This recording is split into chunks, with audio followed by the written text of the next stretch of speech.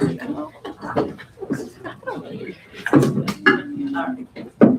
one short. No, everybody's got theirs. Oh, yeah. All right.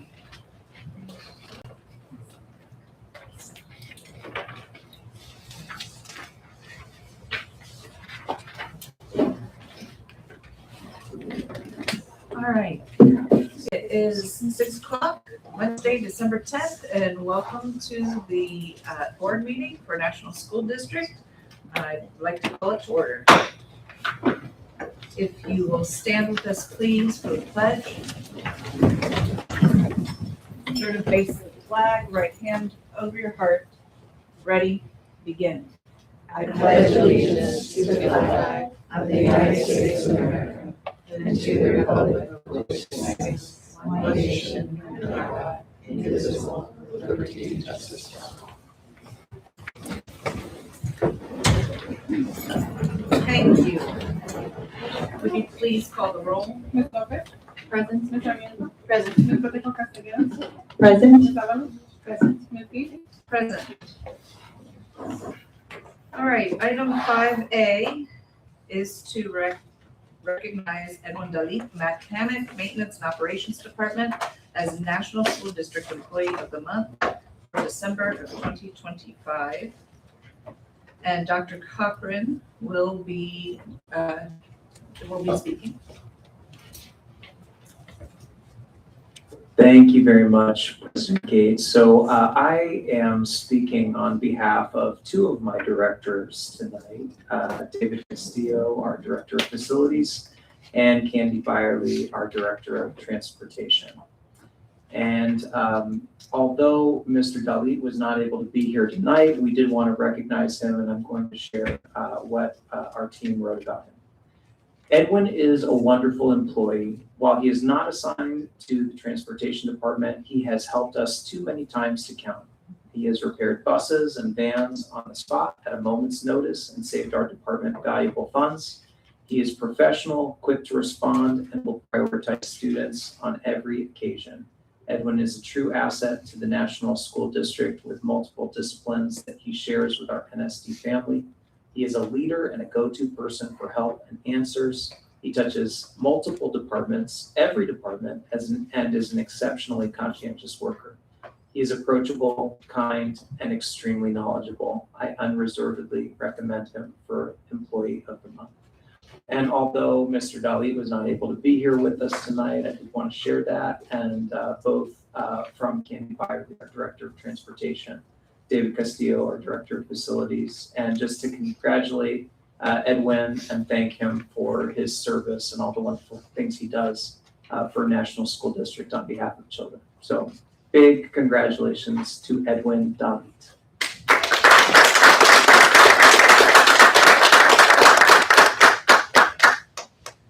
All right. Item 5B is to introduce and welcome new employees. Dr. Kevin. I have the pleasure of introducing and welcoming our new employees. We have two present tonight. Our first new employee is Jesus Garcia Martinez, translator for English, Spanish District Office. Come on up. Come on up. Mr. Garcia Martinez has over 3 years of clerical experience with the Los Angeles Mexican Consulate. He holds a bachelor's degree in international relations from Universidad Autónoma de Baja California, Mexico. Welcome, Jesus. Our second new employee is Ana Peña Pulido, instructional assistant healthcare at Central. Ms. Peña Pulido has worked as a coordinator with Catholic Charities of San Diego for over 4 years.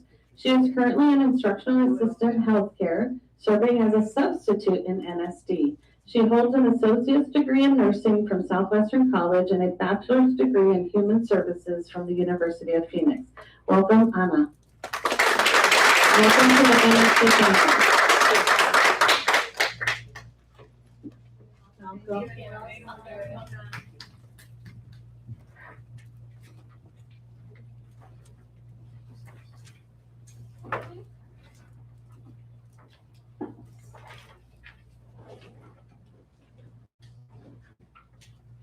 Item 6 is our annual organizational meeting.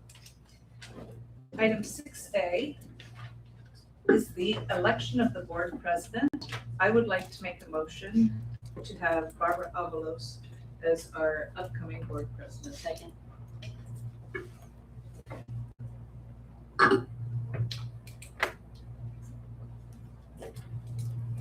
And because our buttons are kind of in between attached right now, we'll be doing this by roll call instead of the lovely light board. So I have a motion by Michelle Gates, a second by trustee Sarmiento. Go ahead. Lopez? No. Ms. Sarmiento? Yes. Ms. Becerra Castañeda? Ms. Avalos? Yes. Ms. Lee? Yes. Motion passes 4 yes, 1 no. Thank you. Thank you.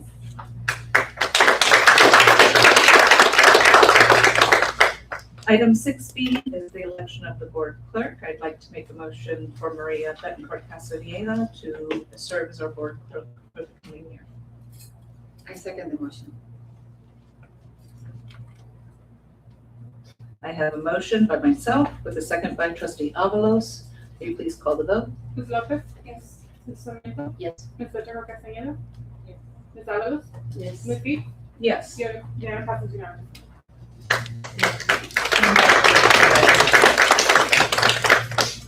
Item 6C is the appointment of secretary to the governing board, Leangela Brady, EDD, district superintendent.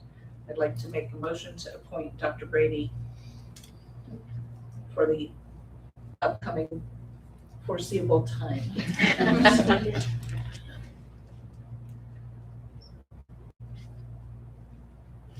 All right, I have a motion by me. There's an appointment. It is an appointment. Do we vote? We do vote. Okay. So I have a motion by myself with a second by trustee Betancourt Castañeda. Will you please call the vote? Ms. Lopez? Yes. Ms. Sarmiento? Yes. Ms. Becerra Castañeda? Yes. Ms. Avalos? Yes. Ms. Lee? Yes. Item passes unanimous. And item 6D to approve the National School District Governing Board meeting schedule for the 2026 calendar year. Do I have a motion? I second.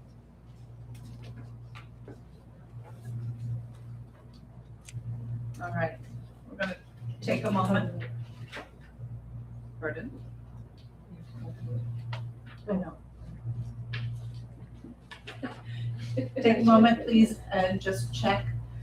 One of the things our district is good about doing, we do our calendar kind of in 6-month shifts. We look out a whole year, but we also do make sure that we are looking out ahead of that so that we consider any issues that could arise with conflicts or breaks, anything like that. And for those of you online, if you're ever wanting to know, our board meeting schedule can be found on our nsd.us website if you are ever curious as to when we're meeting. So I have a motion by trustee Betancourt Castañeda, second by trustee Avalos. Will you please call the vote? Ms. Lopez? Yes. Ms. Sarmiento? Yes. Ms. Becerra Castañeda? Yes. Ms. Avalos? Yes. Ms. Lee? Yes. Item passes unanimously. And item 7 is a short recess as we adjust our seats. If you'll bear with us, and thank you all for coming. You are welcome to stay, and if you need to go, we are really glad that you're part of the National School District.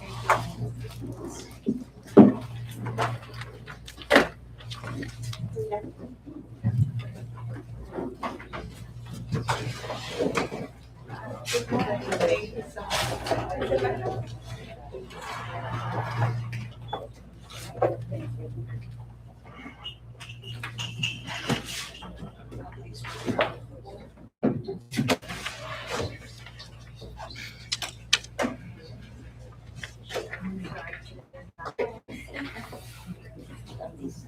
Everything.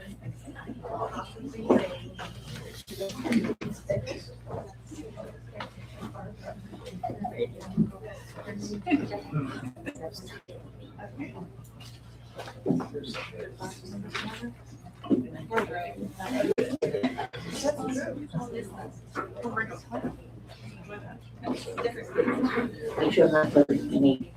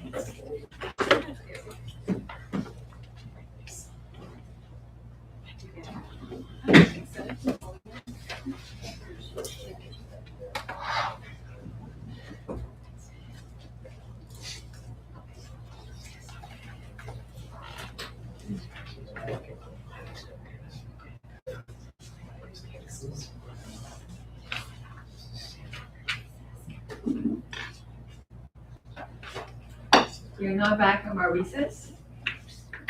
And we're back to A, public communications. Public communication provides the public with an opportunity to address the board regarding an item on the agenda or other topic. Anyone wishing to address the board shall submit a request for the oral communication card.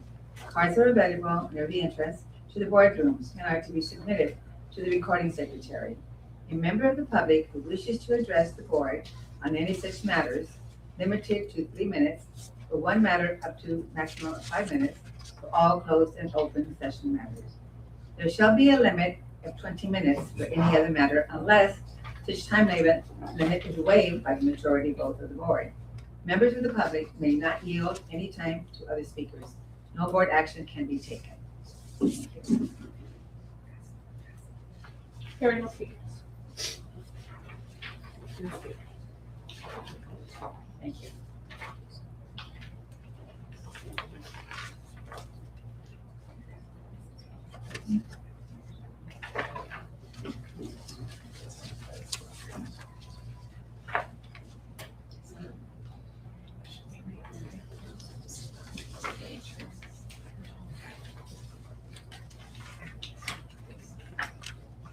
Item 9, for staff requests, table item 13A will be tabled.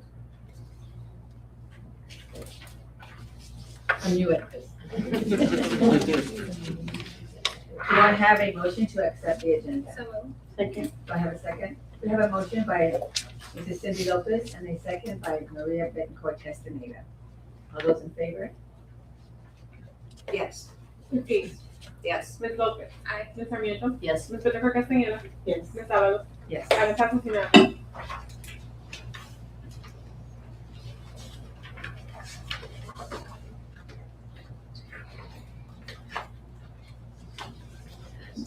Approved consent agenda, routine items of business.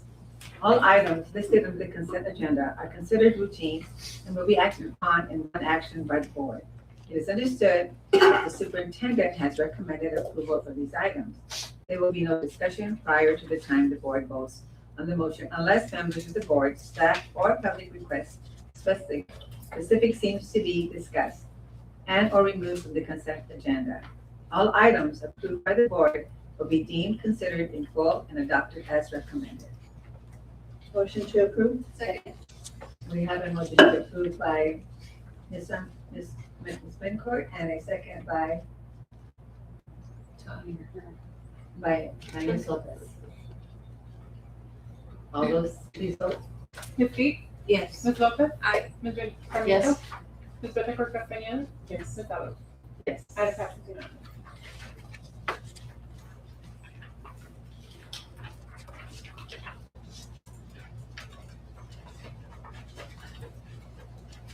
General functions.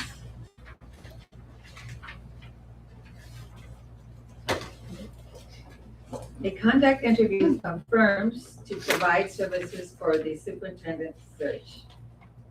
Speaker, Mrs. Maria Bencourt Castaneda, board member, and Mrs. Alma Sarmiento, board member.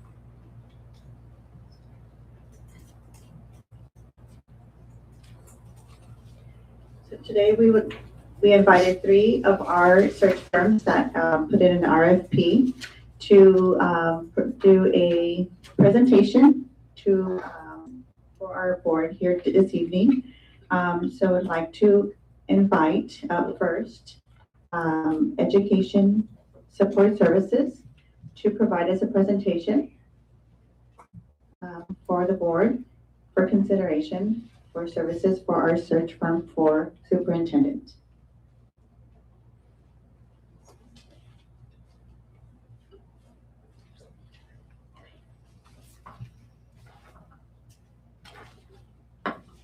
Good evening, President Avalos and Board of Trustees. Thank you so much for having us here tonight to present our proposals to you.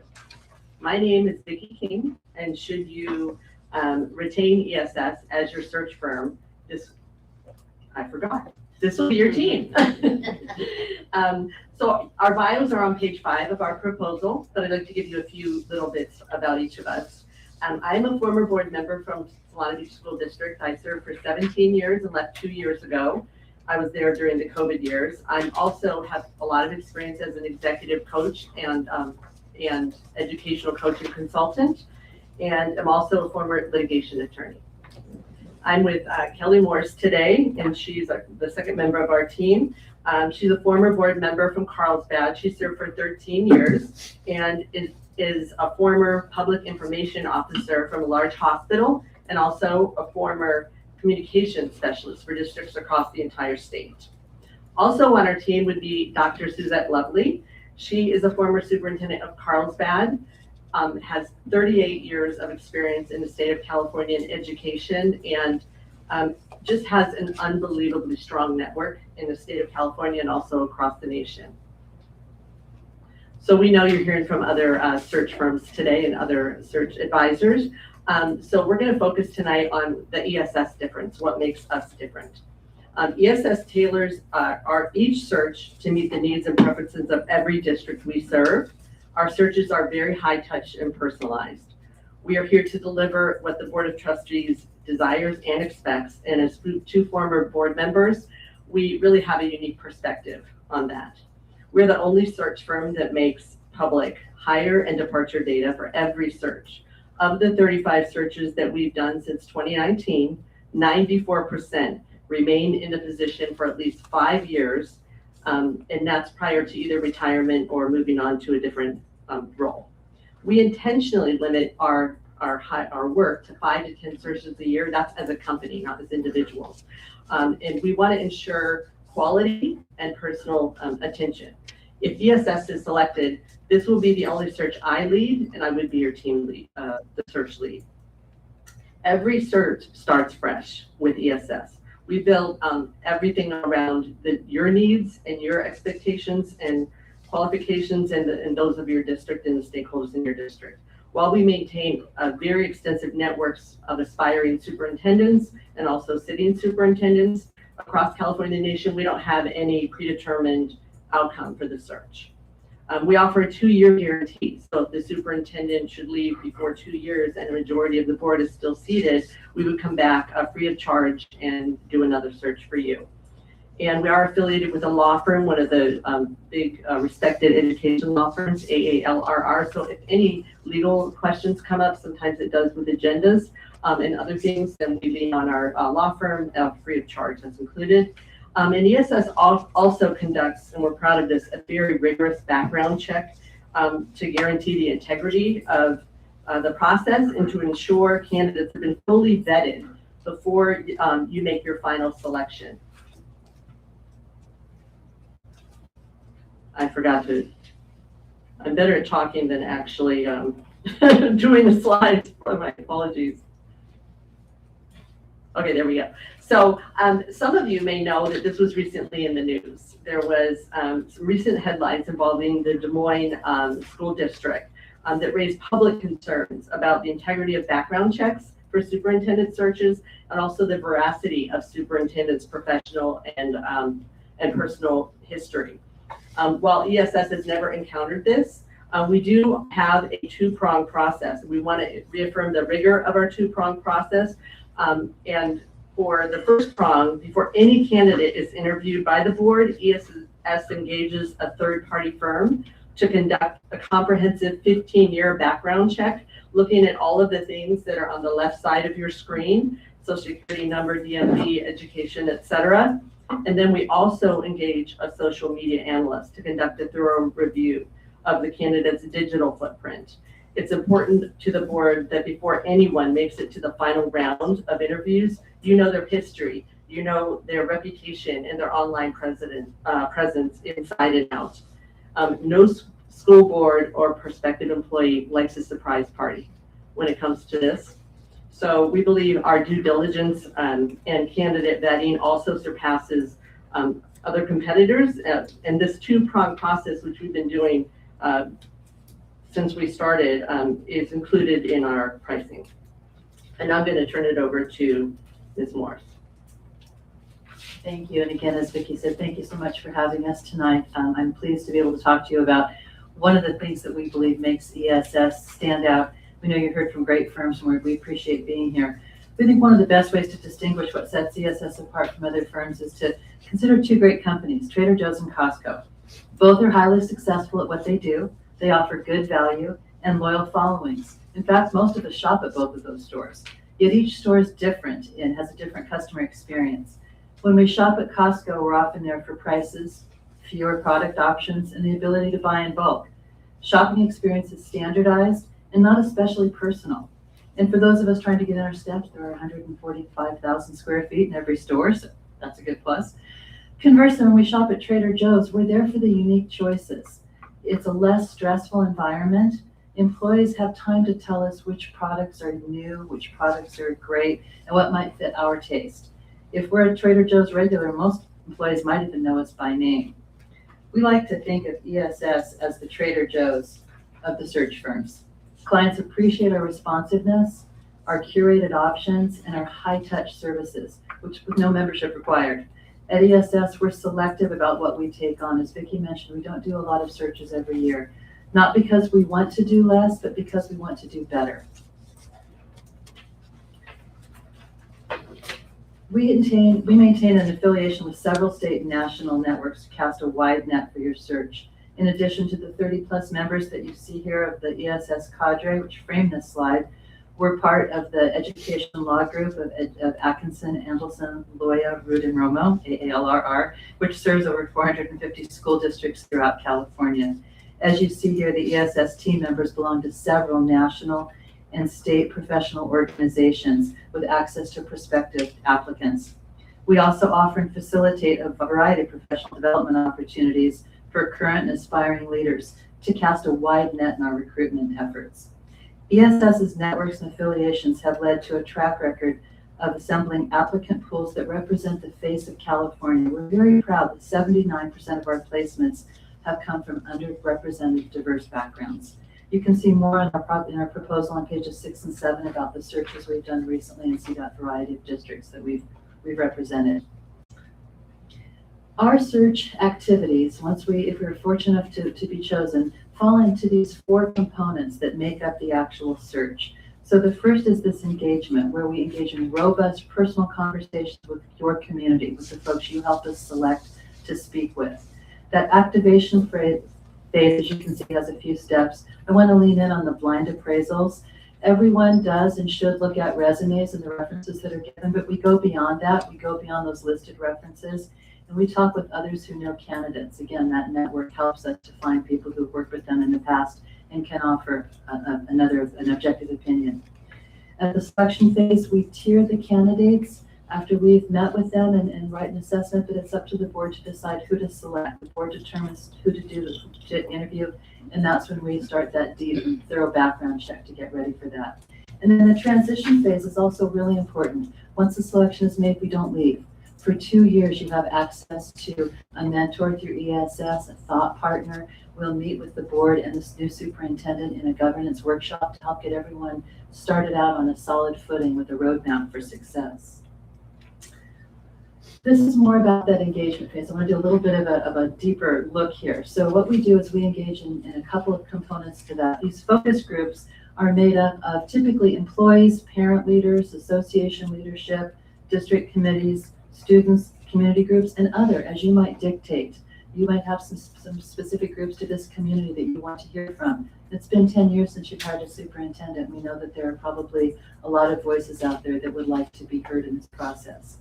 We also do individual interviews where we sit down face-to-face, by phone, by Zoom, whatever is the preference of the interviewee. And that may be city officials, business leaders, other folks in the community who you know would like to share their thoughts with us.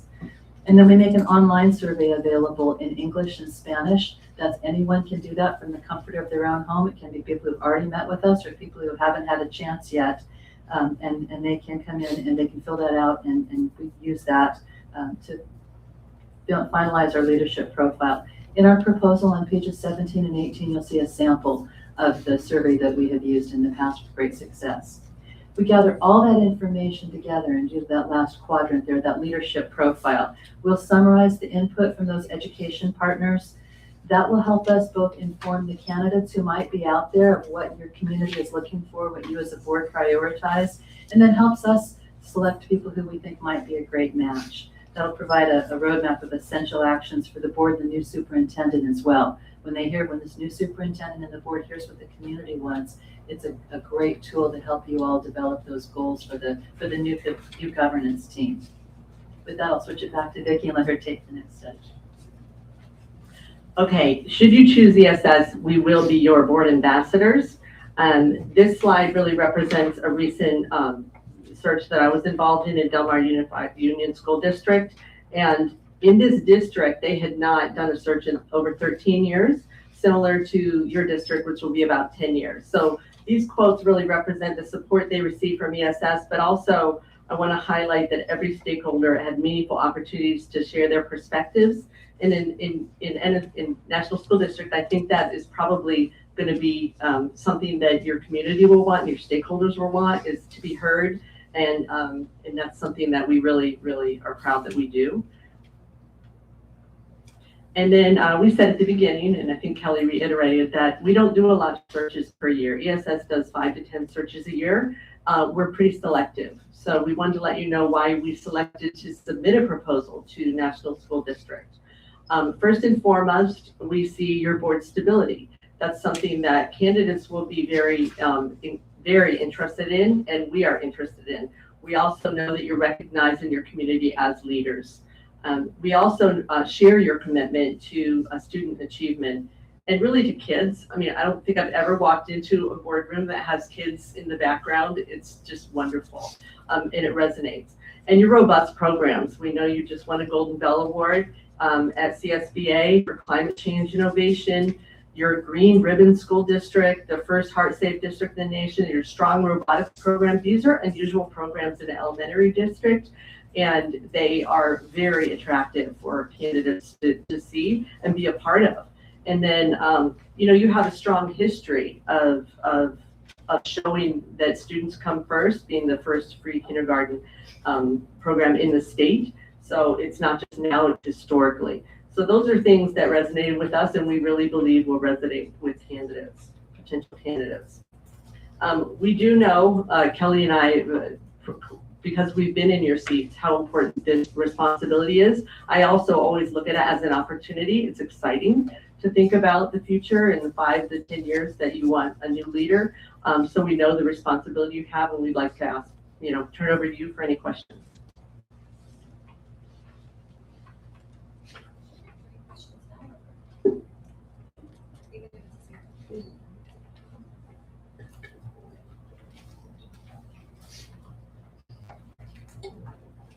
Okay, all right. One of the things, you mentioned that you do provide the English and Spanish when it comes to the online survey. At one point last year, I think we said we had 28 languages represented in our district. We're not expecting that. But when it comes to the focus groups and the individual interviews, we do want to make sure that as many of our families, our community members are heard. So just the practicalities of what's, like, how will you handle making sure that those, at some point, those language groups and the homes they represent are heard from and no one is left out whose voice needs to be present. Well, we have found that using your internal people, I know you just hired a new Spanish interpreter, so that would be someone we would lean on for that community to make sure that everyone knows what's happening, knows how to do the online survey, knows the importance of their voice, and also any meetings that people want to have. And even if it's easier for someone to speak individually to us because it's slower, whatever it will take, we do it. With other languages, we would lean into you, the district, to see if you have any interpreters, if you have anyone that can help us. Sometimes we've had, a small meeting where someone, a parent, has helped us with interpreting. Really, we really do whatever it takes, and we ask questions so that we can find the people that will help us. But it's very important that everyone is heard who wants to be heard. And for me, I like to get the word out in every community possible. Yes. I just worked recently in a search in Riverside, which, like you, has many different ethnic communities they wanted to make sure that we met with. And to Vicki's point, some of them wanted to participate in the online survey in their own native language, and some have existing groups that already meet, and they felt it would be more comfortable for me to go to those meetings and in a group setting where they already know each other and have an interpreter. And so the board was very, very helpful in customizing how to meet with each of those respective groups. They knew their community really well.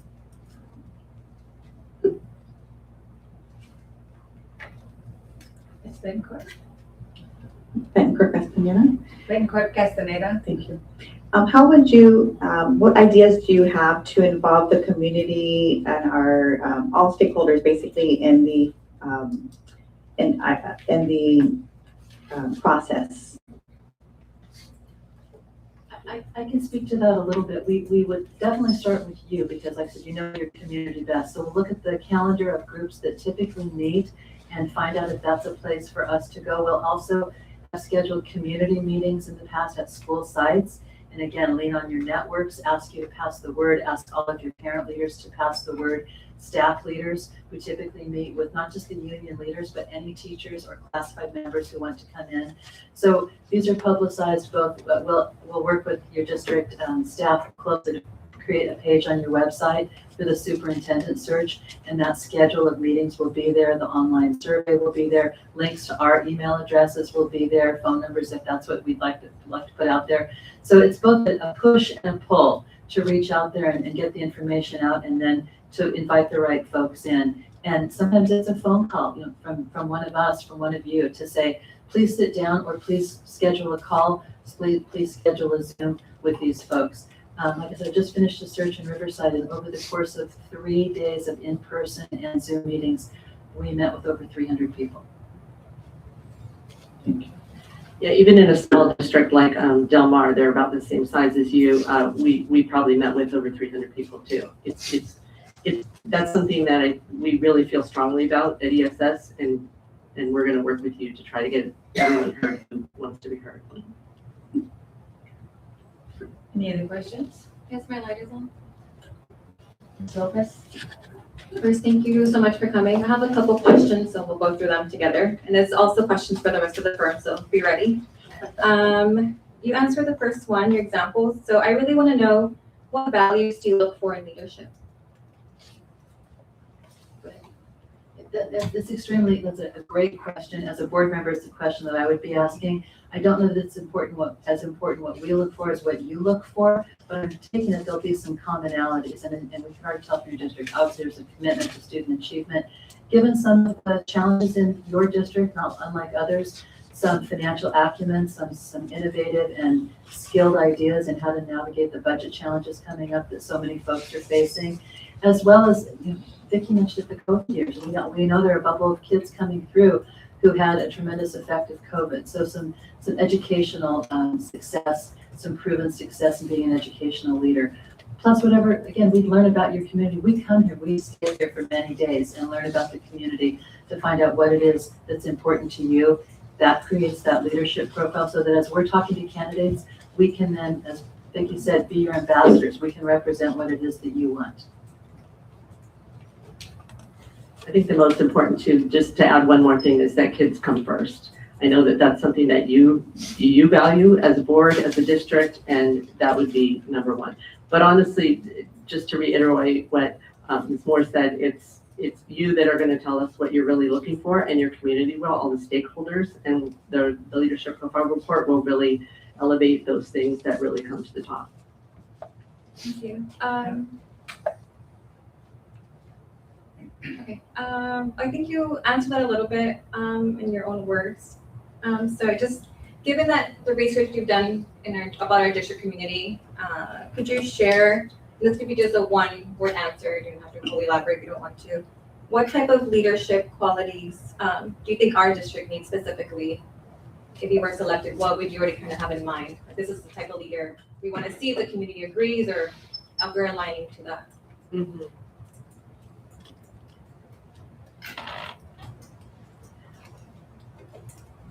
Well, I think if I understand what you're asking for, it's not like what their experiences are. It's the kind of leader. And I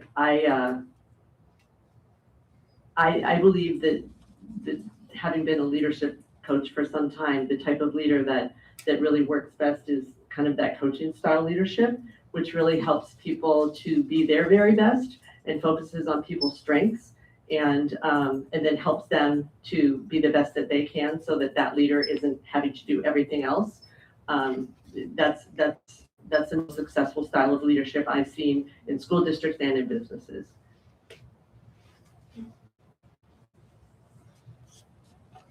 And last question, does your organization have an equity and inclusion statement that you follow or that you have?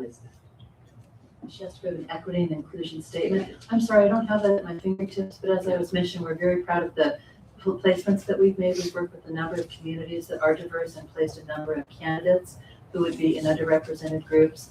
And so, and you saw, go backwards to our slide.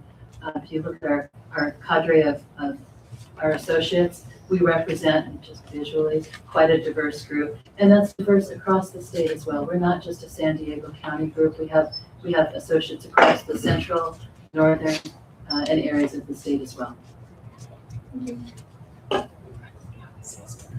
Trustee Bettencourt Castaneda? Thank you. How often will you be updating the board and throughout the process? We customarily do a Friday letter, and so it's at least once a week. When there's a lot going on, it may be more often. In addition, there's sometimes when we'll make phone calls. It just depends on where we're at, but at least once a week we do the Friday letter and a Friday update. Will you just have one point of contact, or will that be to the entire board? To the entire board. We'll send it to one person and then it'll be distributed. We send it to the whole board. Everybody gets it. Yes. Thank you. Any other questions? Thank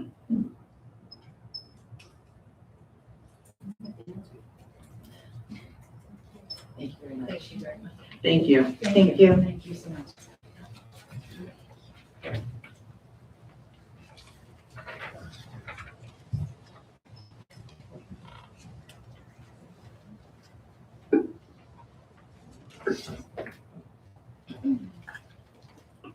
Thank you. Next, we would like to invite Ernest Anastos and Dr. George Cameron to the podium for their presentation.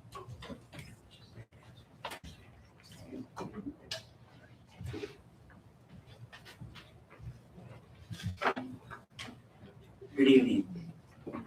Madam President, members of the board, Dr. Brady and staff. My name is George Cameron, and I'm here with my colleague, joined with my colleague Ernie Anastos. And we're pleased to be here today to have this opportunity to present our overview of how we will conduct the search project for the National School District. In keeping with the time limit that was given to us, we've prepared a few slides for you that we would like to share that basically outline the core activities and phases of our recommended approach. And at the end of the presentation, we'd be more than happy to welcome any comments or answer any questions as well. We thought it would be important to begin tonight's presentation by talking a little bit about who we are, what we bring, and what we value. Ernie and I bring 28 years of combined experience as successful district superintendents. In Mr. Anastos' case, 12 years in the Lemon Grove School District, and myself, 16 in this humble building that I called my home away from home. It's nice to be behind the podium once, so I'll say that. Having served in this role for nearly 3 decades, we believe that we understand the complexities and demands and the leadership qualities necessary to be successful in this difficult job. A key part of our work has been evaluating leadership competencies. Our experiences, we believe, will allow us to assess how candidates think, how they communicate, how they make decisions, how they build trust, and how they create a collaborative culture where student success and achievement are of utmost priority. We're also skilled in facilitation and stakeholder engagement. We know that a respective process brings all voices to the table: teachers, classified staff, support staff, administrators, parents, community partners, and we ensure that our process allows everyone to be heard. Related to that, our work in multicultural communities, or communities of color, if you will, has underscored our sensitivity in terms of engaging all community groups, including the significant Spanish-speaking community that resides in National City, where we would be able to converse comfortably in their primary language if need be. You can also expect from us a commitment to ongoing communication and reporting from us. We will keep the board informed fully at every step of the process and provide clear, timely updates so there are no surprises. We also bring effective management skills to guide the search timelines. From the timelines to the candidate screening, to the candidate interviews, ensuring that the process stays on track while being thorough and inclusive. Finally, we understand the board's need for legal compliance and confidentiality.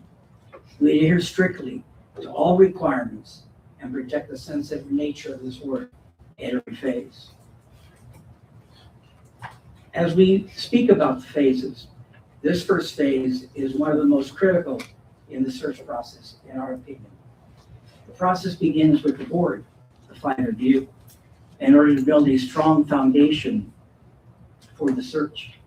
We schedule an initial meeting to identify what you collectively deem as the district's strengths, the challenges, and the leadership qualities that you believe are most important in the next superintendent. Next, we work to establish a search timeline, one that is realistic, transparent, and keeps the process moving efficiently.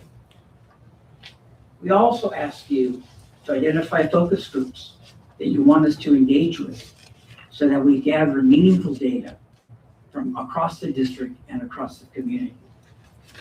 And we also ensure that the board members and ourselves as your advisors have a clear understanding of the search protocols, from communication expectations to board availability, to confidentiality, and legal requirements. I'm going to turn it over to Ernie now. He will continue from there. Change this up a little bit. As Dr. Cameron was just discussing focus groups and collecting information and being good listeners, that's the primary task that we will address at the beginning of this work, and both coming from the board members, but equally important from the community at large, the classified staff, the certificated staff, perhaps meeting with school site councils, parent groups, PTA, PTO. I'm not sure if you've got any PTAs now.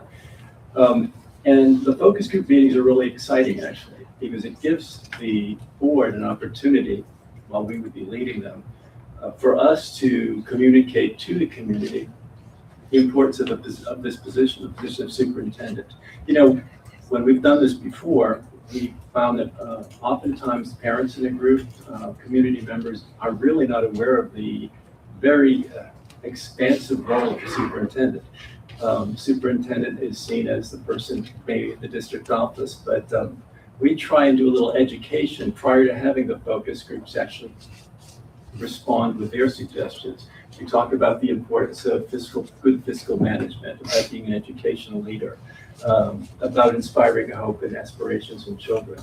And we try and do a lot of that conversationally with focus groups. An example of how we've worked is to basically pull together groups at the board's request, or just those who respond to, for example, the webpage representing the superintendent search. Bring folks together, have table groups, have gallery walks where people are able to value or put a value on some of those characteristics that are most important to them. And it's really nice because it's very telling, and it gives you, the board, basically a report back, not just on what the community might be thinking about in terms of superintendency, but it also is sort of a barometer of how things are going in the district. And it's kind of helpful, certainly helps you in terms of informing some decision making, and also in terms of informing the way the posting would ultimately look, because it helps you know, define the sort of person you hope to find for this position. Also an online survey, there's a lot of overlap. You did a lovely job. We're using online survey as well in English and in Spanish. As Dr. Cameron mentioned, we're able to conduct those group meetings in Spanish as well. The online survey, of course, besides being some very specific questions, which range from, typically maybe addressing what are some of the characteristics you want in a leader, trustworthiness, perhaps a strong track record, perhaps someone who's come up in the ranks with a different position, someone who's got perhaps great fiscal management skills. But also our online survey has open-ended questions, and that's usually the most interesting part in terms of collecting that information, curating it for the board, and then returning to the board in the form of a report, which can be done in a board meeting. So those key characteristics will come out of those meetings, and presumably will help us then create a position that will attract the type of candidate that the board is looking for and that the community is looking for. The position announcement would be standardly posted as well through all of our, through EdJoint #1, which of course is nationally reviewed by applicants or aspirants, I would like to say, but also through a network, through EdCal, through AXA, through any of our local connections as well, since we've been involved with a number of colleges locally, and yes, CALSA as well, so that we could get that announcement out and make sure it goes to the right people and gets into the right hands. The goal here is just to attract attention to a district that I think would be a wonderful district to work for. And basically get enough applicants to come to respond so that we could then start reviewing those applications. One of the things that of course is very important, and I really kudos to the group that went first. The reference check piece is enormous. We don't have a lot of confidence in, for example, letters of recommendation. Typically when candidates are collecting letters of recommendation, they know what the letters are going to say ahead of time. So it involves a lot of personal phone calls, contacting references that are on those applications. Dr. Cameron and I use a set template of questions to make sure that everyone's asked the same questions, number one, and we come up with a scoring grid and scoring matrix which we can share with the board as well. That's very helpful for you when it comes time to review applicants and make the decision that you'll ultimately make about which ones you'd like to meet in person. The determination then for applicants for interview would be one of those steps in this process that will hopefully involve the board members, because that's the decision. That interview is going to be yours to hold. We will, of course, be there to help set it up, but that's a conversation between board member and candidate. We'll also bring you what we consider candidates that we consider good choices, but you would basically have an opportunity to consider all of them, to look at all of our notes, to consider all the communications that we've had, and also to look over all the feedback that the community group has given. The interviews, should there be a number of potential candidates that might fit this position, could lead to a second interview, of course, if there are finalists. One of the other things we've done in the past is a validation visit, so that sometimes if you would want to visit the site where the candidate is currently employed, that also makes sense because you get to interact with some of that person's colleagues and get a sense of what the tone of that site is. I think that's a pretty helpful step as well. The overall, it's meant to be an abbreviated presentation, and I think we just wanted to come in and let you hear from us, know what we had in mind, and let us hear from you so that we can know what you have in mind and see if we can come to some kind of agreement on that. At this point, I think if there are any comments or questions, and of course this.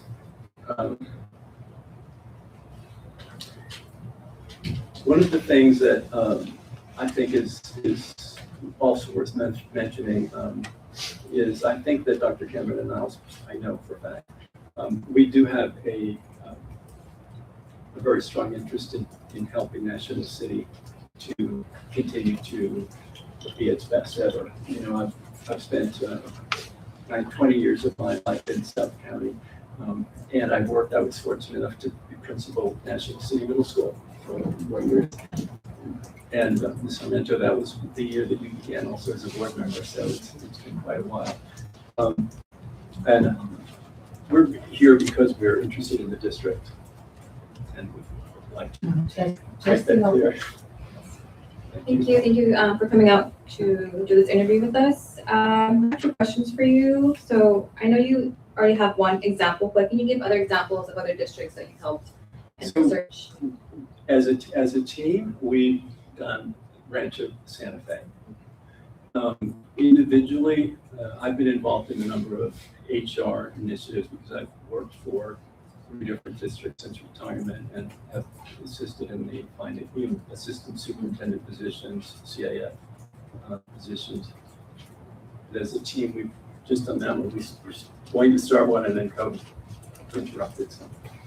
We were invited from the Rosemont Union School District as well, but COVID then changed that. Thank you. My other question, since you mentioned your experience living here, working here, what qualities of leadership do you believe our next superintendent for National School District should have? Outside of credentialing, degrees, and admin, what values do you think? I think instruction leadership is one of the key ones as well. That a person that can work collaboratively with others, all groups in the school district, the classified staff, the teachers association, the administrative association. A person that is a good communicator and that visits schools on an ongoing basis, visits classrooms with the principal. After those visitations, debriefs in the classroom, debriefs with the principal about what they saw, what the next steps are, how to support a brand new teacher, what resources are providing a teacher that may be struggling or needs help. Someone that's organized, and someone that also models the kind of leadership that he or she wants the administrators to model as well. An individual that makes themselves accessible to parents and community members. Someone who's involved in the community, not only in the school district with the school board, but also in the community through service clubs or in engaging with the city council. Someone that is known in the community, that has good relations, and that builds a supportive network for the school district from other agencies as well.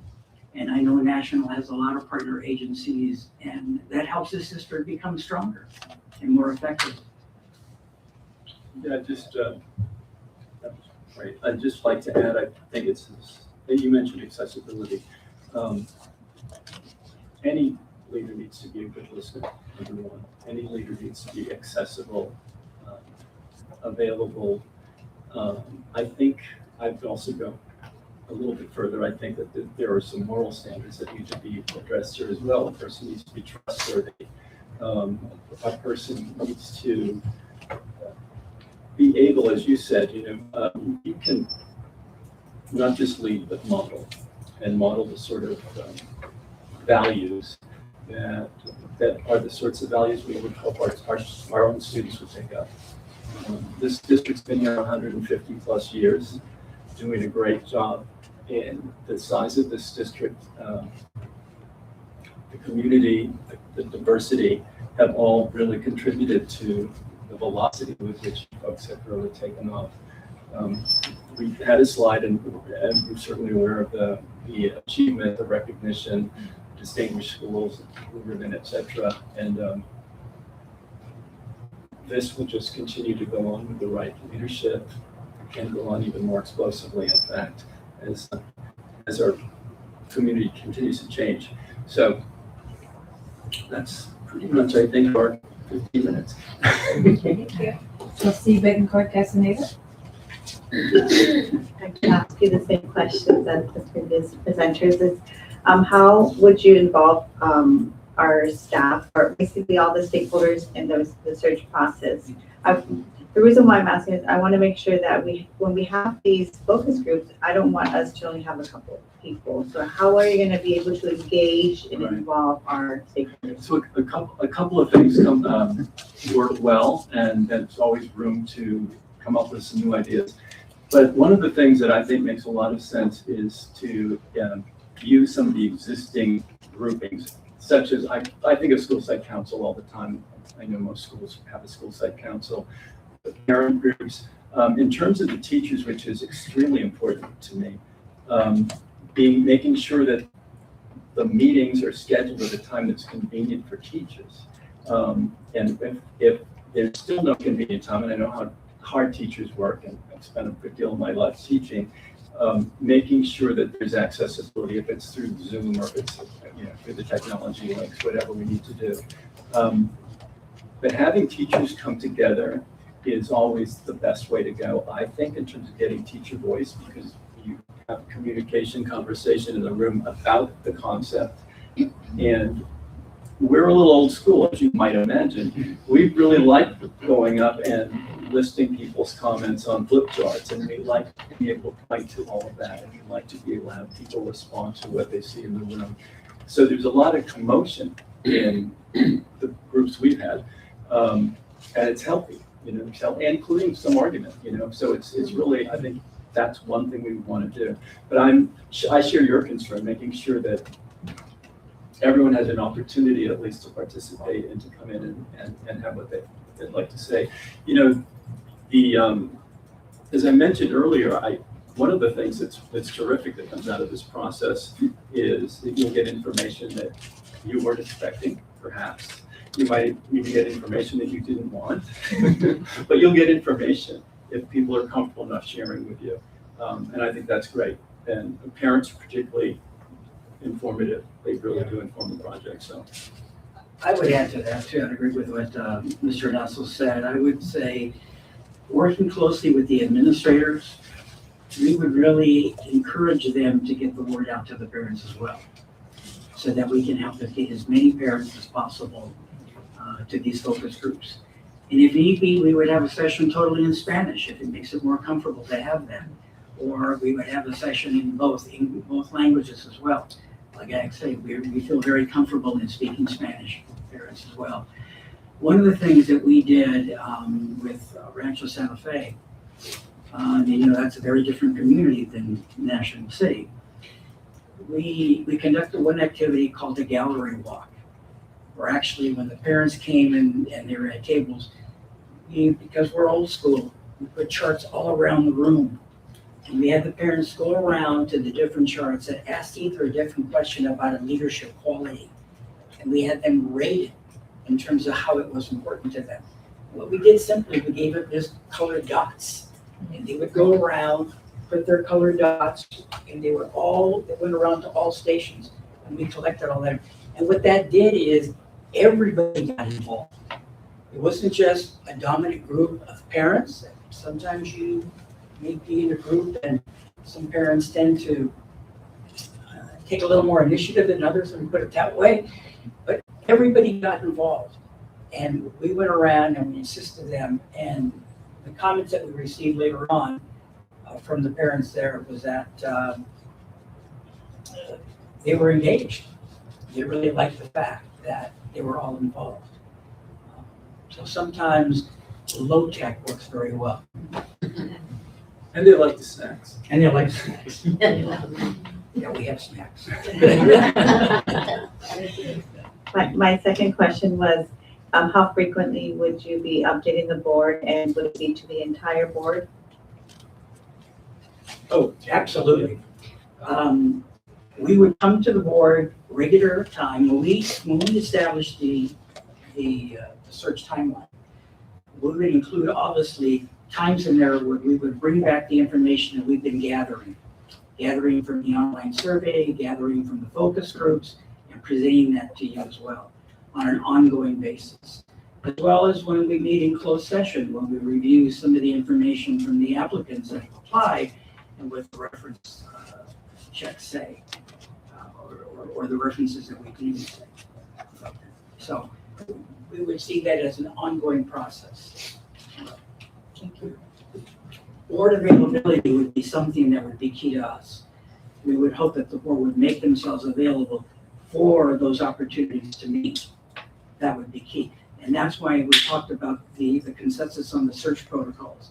We have a good understanding about how important it is that we work together, that we communicate, that we report regularly, so that you feel comfortable with the information that you're getting from us, and we feel that we're responding to what you need as well. Thank you. Trustee Gates? And my question is the same as well. We've spoken of our Spanish and English speaking families and community members. How best do you see reaching out to those who would be in the gap there? Well, in National City, I don't know that the population has changed dramatically.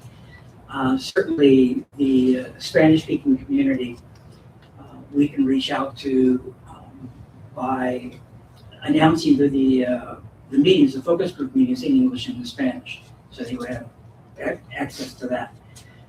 We would also use the district website, we've done that before as well, to be able to reach out to them. For many of the Filipino families in National City, what we found is the majority of them speak English. And unfortunately, my Tagalog is not very good. Bernie's, maybe yours is better than mine. That's what we found with that group. But that's a great question. In terms of the 20 other languages, wow, it might be tough, but Yeah, that's a challenge. It is a and I think challenge. But I think it'd be a challenge worth undertaking for sure, Yeah. finding a way to do that. Trustee Sarmiento? Thank you. Mr. Nastas, mentioned considering validation visits. My question is, have they been done in the past searches that you've been involved with? And the reason I ask is that if I were being considered for the next superintendent, someone came to visit my school site or wherever I'm at, I would certainly refer to them, the people that are gonna say good things about me. So, is it prudent? Is it necessary? Yeah, but I would also, just to be respectful of candidates, a lot of candidates undertake this kind of search almost in secrecy. There are people who don't want to be seen as lame ducks leaders in their districts or someone who's moving on. And so there's a lot of fine tuning. That's a great question, by the way, Ms. Angela. Fine tuning in terms of exposure and confidentiality. For example, our goal would be that all of this is completely confidential. And by the time you get to someone who's a finalist, sometimes districts actually announce finalists before the board even takes action. There's an opportunity there where the cat's out of the bag and you can go and have a visit. But similar to why I say I take some of those letters of reference with a grain of salt, it's the same thing. You might be given a roadmap that the yellow brick road rather than some of the off ramps. And so we would just be very, very careful about that. But a lot of it has to do with confidentiality and kind of that fine tuning near the end. Right. I would think that by that time, when there's a finalist, that individual is going to be informing their superintendent or their board that they're a finalist. And that validation visit is an opportunity to come and just look at what you can see in terms of the district or the school, wherever that might be. And so you're right. Sarmiento, they're going to go ahead and invite people that may speak very well of that individual. But again, that information may be true. And you may come out of there feeling even stronger about your candidate than you thought. So it's an option for the board. It doesn't have to be done, but it's another way to be able to feel comfort about who you want to go ahead and I have a question. Will you also recruit candidates from nationwide? Yes, absolutely. With EdJoin, that hits the national audience. One of the things, though, President Avalos, is we would need to assure ourselves that there was some reciprocity in terms of credentialing, because you obviously need a minister credential to be in the position, and some folks can do that. I know personally colleagues who have come from other states and are able to go right to work here. But there would be that little piece. It's what's good about this timing compared to other timings is if the board is able to get a good fresh start on this with your superintendent here all the way till June. There's an opportunity to do this in a time frame that works for people who are thinking about making a career switch anyway. Any good, in my estimation, in my personal opinion, I think a really good candidate is not going to get up and leave a work in progress or a culture and a community where they are embraced or which they have created to move to a new one midstream. So the idea that something could be put together over the next few months, which would lead up to a perfect timing for someone perhaps finishing a career move and ready to start a new one. So it may indeed be that we can attract, or we will attract, folks from out of state. Thank you. Trustee Bettencourt Castaneda? Thank you. Do you foresee any additional cost outside of the proposal that you have provided? No. I apologize, I did not ask the previous presenter. Do you? Ours is all inclusive. say yes. Thank you. Any other questions? And we'll go back to Trustee Bettencourt Castaneda. Are there any additional questions? No? Okay. Well, thank you for being here this evening. Thank you.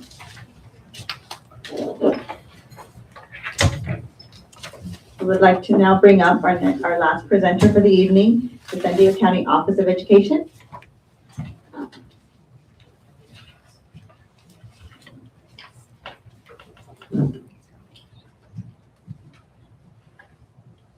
Good evening, Board President Avalos, and congratulations. Good evening, Superintendent Brady, staff, board.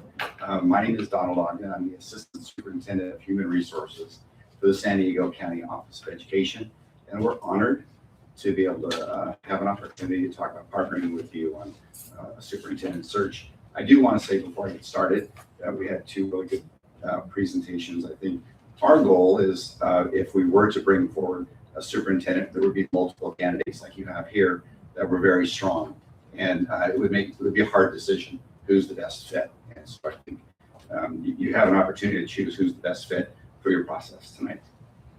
I would like to say that we have a proven track record of successfully conducting superintendent searches for a diverse range of districts, charter schools all across San Diego County.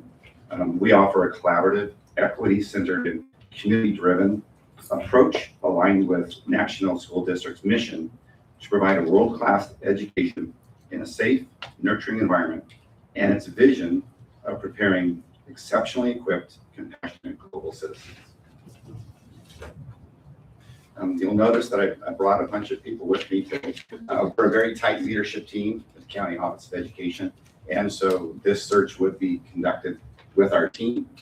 Some of the team here that are representing, I have Director Corey Navone, Director Amber Dunnigan, I have Coordinator Jill Flez, and I have our Executive Director, Dr. Shiva Jones. And many of you who work in the county know this group of people. You've interacted with them either through our TEP program, our credentialing program, and the support that the county office provides. So this would be part of my team that would be working together to help. And the county office, just to give you the idea of the scope of the services we provide in the county office. It's a big county, 42 schools, over 124 charter schools that we provide services for. There are 780 schools in the county and almost 500,000 students. We in the county also serve in our own schools some of the most vulnerable students. And so we share students with nationals. For example, some of the special ed students that are students from national attend our programs. We also have the juvenile court schools. So if students are incarcerated in the county, our county office services those students in school. So we have experience not only as a county office providing services to the 42 districts, we actually have experience running our own schools.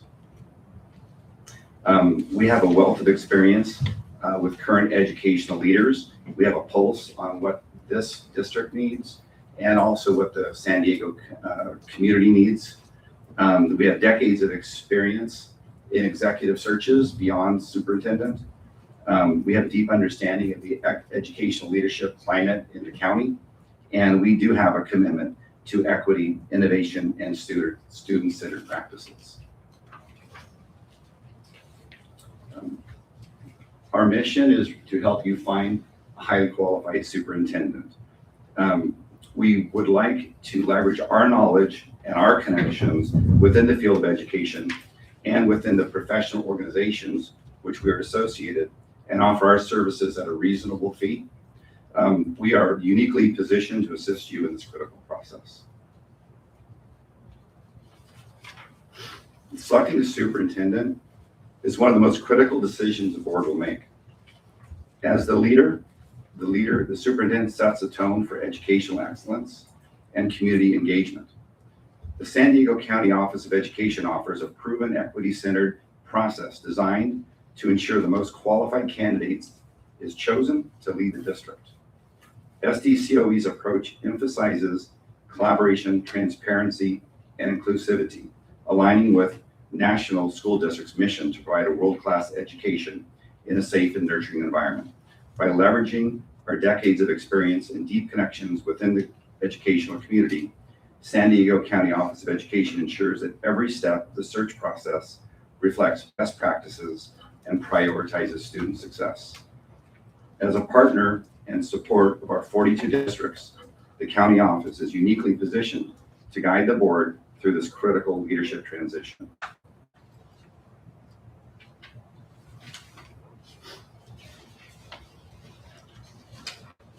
San Diego County Office of Education's commitment to equity, transparency, and collaboration is evidenced in its guiding principles, which prioritize inclusive engagement and confidentiality throughout the search. Furthermore, San Diego County Office of Education aligns its practices with National School District's mission and vision. We have a proven track record. This is just a list of some of the recent searches that we have, executive searches that we have done. We've done numerous searches, and some of the ones that we would recognize are San Diego Unified, Sweetwater, Chula Vista Elementary, and others.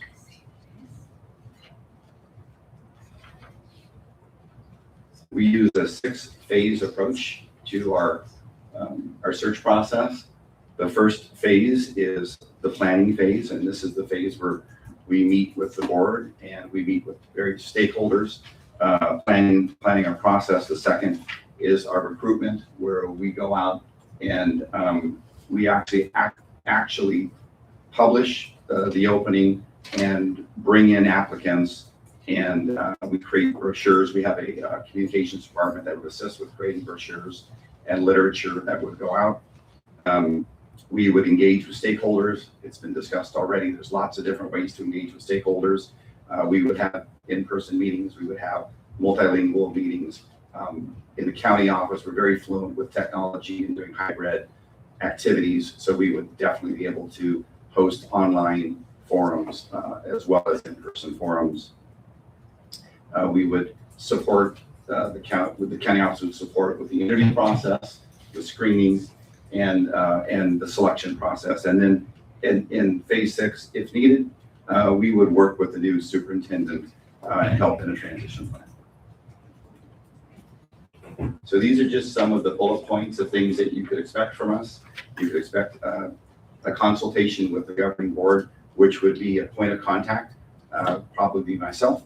And we would choose a point of contact on the board so that if we needed to meet more frequently than the scheduled meetings, we would have a point of contact to call me, or I could call. We would also do weekly communications and weekly meetings with a point of contact. We would have community engagement. We would host and deliver the engagement activities. We would facilitate those with our staff. We would also position ourselves with our recruitment campaign so that we would have the strongest candidates and have them available for screening and recommendations and interviews. We would conduct thorough reference and background checks, and also we would work to facilitate the interview process with the board. So when the board was bringing in candidates, we would provide all the facilitation of those days when you would be spending a day going through candidate interviews. And then if needed, we could also help with contract negotiations. We have legal services at the county office, so we could help with the contract part of the process. We have some positive feedback. We just like to share some anecdotal notes. We had a board president say, "We appreciate your diligence to help secure an ideal superintendent candidate for our little but mighty district." We had an interim superintendent say, "I was impressed with the knowledge and how they worked with our board and staff throughout the process." And a new superintendent replied, "I'm grateful that you're at my side as I apply to navigate the interview process." And that is a component of what I would help with. As we had candidates and as they're being finalized, I would be working with those candidates one-on-one, walking them through the process, making sure they understand the culture of this board and of this district, and supporting them through the process. Our fee structure is a cost recovery. We look at ourselves as the county office as supporting all the 42 districts in the county. So we have a fee structure which we've had for years, which is based on the size of the district. The only additional cost to this fee would be recovering costs if we were asked to provide services such as bringing food, securing a location. Any cost that we would have, we would talk about it beforehand and get it approved. by the board before we added any other costs, but it would just be pass along costs. It wouldn't be anything else. So, last, I'd like to wrap up by saying we would like to partner with National. And some of the reasons we like to do that is I think we are the ideal partner due to our local expertise, our proven success with diverse districts, and our unwavering commitment to equity and community engagement. By choosing the San Diego County Office of Education, the board ensures a process that's transparent, inclusive, and aligned with its mission and vision. Open up for questions.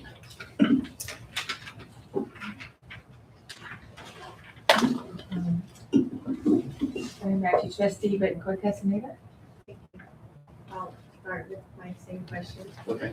How will you engage in our stakeholders? I know that you said that you would have the interactions. How would you engage them? Like what will get them involved? Okay. Well, I think the first part of the puzzle is working with the board and talking to the board about what are the actual meetings and committees and groups that get together, and making sure that we were on the agenda so that we could go into those groups and encourage them to be part of the process. I think we could also put literature out that could be included in newsletters from the schools or the website, all the different venues that you have media going out to stakeholders and to families. We would generate content, and you could pass that through the various means that you are using right now. And is that part of the cost associated? That would be, yes. That is part of the cost? Yes. Okay. And then you mentioned about you would have one point of contact Mhm. and you would, as needed, to Maria, update. closer. Story of my life. You would have one point of contact to the board, Mhm. and then you would update the board as needed. Is that what you? We would do a weekly update, and then also as needed. So if the board wanted more frequent than that, we would work with them on what their needs were. Okay. And then help me understand how the fee, you're able to keep it at a low cost with nothing additional. What would you charge us additionally? If, for example, we had a community event where we had people coming in and we were doing an activity to see what the needs and wants were, and we were to provide food, we would pass along. I get that, but so if you needed to send a staff person out, that we would pay for that staff person to come out? No, if the fee that we have is this group right here being at your disposal for the different meetings, hosting Zoom meetings. Really, we look at it as a pass-through cost because we're supporting the county schools and the districts, and so we're here to support you. And this is, these supporting hours are during after hours and before school time and after school? Yeah, we all come, Yeah. we're here. So we're here to support the 42 districts. So Yeah. that's the mission that we have. And how familiar are you with our school district? I understand you support the county, I get that, but how familiar are you with the national school district? I get you can read it and so on, but how familiar are you with South County? So my team is more familiar than I personally am. Okay. So Shive is Dr. Jones. She is in charge of a TEP program, which is our Teacher Effectiveness Program, where she works with intern programs. And so many of your interns are going through Shive's program. And so we have many different programs that actually are in national that are through the county. So we have a very close connection with different people in our department. Okay. So anybody here from South County? Jill? I was in Chula Vista for 25 years. I actually worked with some people that are over there. See, I was a principal for 10 years and a teacher for 10 years. And I live in the South County. So. I was with Sweetwater for 16 years. Okay. And my secretary actually lives in this district. Okay. That's surprising that nobody out there, usually you hear somebody from National City. Yeah. And that's like, okay, that's what I wanted to hear. So, because it's usually somebody from National City, somewhere around. Yeah. Thank you. Okay. I'll ask you the same. Yes, thank you. I'll ask you the same. With, again, the 28 different family languages that we are speaking, how do we make sure that we reach those groups? How do you anticipate doing that? We do have translation services in the county office, and we have, we have some capacity there, but we would lean on what is going on currently here in the district and see what services we could team up on. And so if you have translators that could help us, we would reach out and work together on that. We leverage technology if possible. Trustee Lopez? Thank you for coming out. Thank you, team, for coming out. You've Sure. answered all my questions, but the one I have for you is, what would be unique about the county's approach to this search? I think what's unique about it is sort of the investment we have in this district already. So we have, I work with human resources. We work with credentialing. We work with the CBO. The county office already works with National and the other 42 districts. So we're invested in this success. And so that's what's unique, is we're part of this community and you're part of us. So we feel like we belong to you in some ways and you belong to us. And so we have some responsibility to help you succeed. So that's why I said you have two other good, presentations here. So I don't think you can go wrong with any of the three. But we are different in that, in the end, we're still going to be working together. Any other questions? I have a question. Has anyone on your team ever served as a superintendent, and do they know the job? I've been a superintendent. Oh, you have? Yes. All right. Yeah, I was in Vallecito, which is actually up in Calaveras County. Oh, okay. Yeah. So yeah, I know what Superintendent Brady has been doing for the last 9 years, and she's done a great job. Yeah. Is it 10 years? 10 years. Any other questions?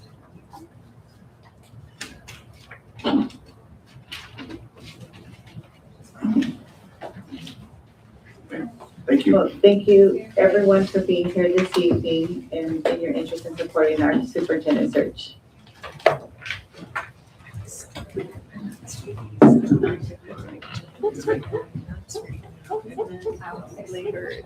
You guys are more than welcome to stay while we have discussion, but did. entirely up to you guys. While we talk about you. Yeah.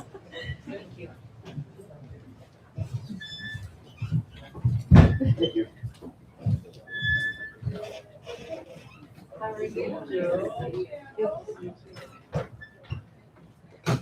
Trustee Lopez? Yes, thank you, Trustee Sarmiento and Director Castañeda, for getting the firms here. My question is, when do we decide to move forward with any of these three? So it's my understanding we can have the discussion today, we can make the decision today, or we can carry it to the next one. It just holds down, it just takes longer if we push it up to the next one, is my understanding. So we have to continue the discussion now, and if we cannot come up with a decision today, put it back on the agenda for us. So the floor is open, I guess, for discussion. The board, we can move forward immediately and ratify the contract in January, but wait until January to approve the contract. If we want to ask more questions, we want to talk among ourselves, what we would like to do, we can also do that. What is the board's decision? I think that moving forward is, especially while things are fresh, may be one of our best ideas. I wouldn't mind a few minutes to look at their proposals. if people don't mind watching us read, and the rest of you feel that way, a few moments to look to see what we're comparing. Because there's a huge difference between $2,500 and $27,000. And I would want to have an idea that we are getting what we're going to need and in a timely manner. My concern with one is that there's, and what you can hear my questioning is, there's no connection. I know that one is the difference in the pricing. I'm talking to them. The difference in the pricing was, is very, they're just so far apart. But they're not very familiar with our community. They know our district, but not our community. So that's my biggest concern with Secretary of County Office of Education. They know our employees, but not our community. So, yeah, they train us, they train our employees and so on. But how well do they know our employees to be able to really get us the best, that's gonna be the best fit for us? That was my, and I did, that's my take. Trustee Lopez? Can we have 3 to 5 minutes to look at the proposal since they were just giving us to us today? Okay. Yes, okay.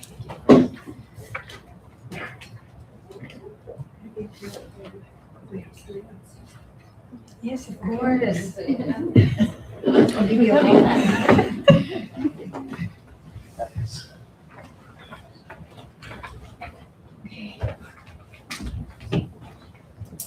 Oh, okay.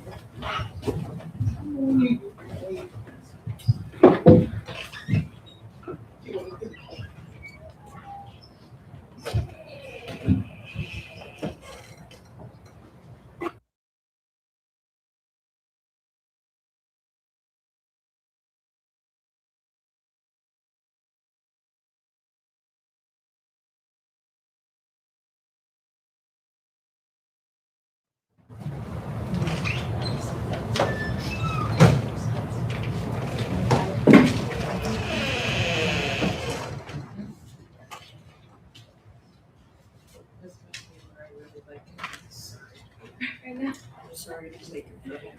It's okay.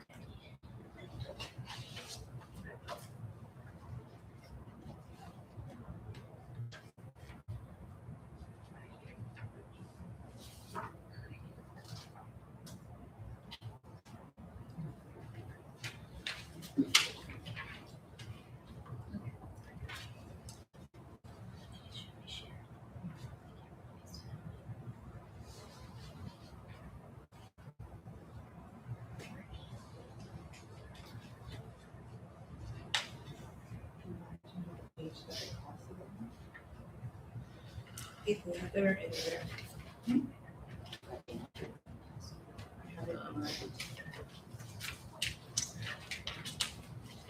Page 6 for Ernest and if you want it. And then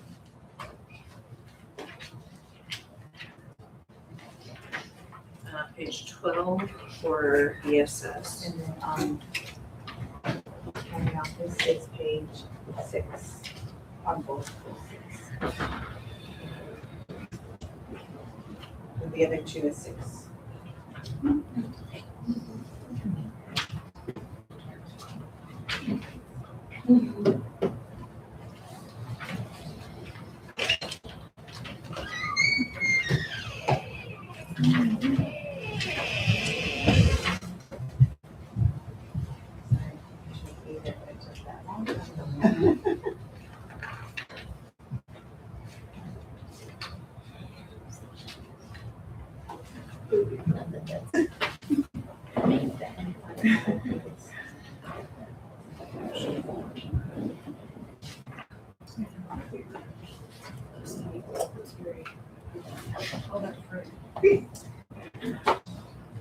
President Avalos, since we're also using it as a, I'm sorry, I can't hear you. since we're also using it as a break, I'm going to step out from. Yes, of course. I'll be back. Thank you.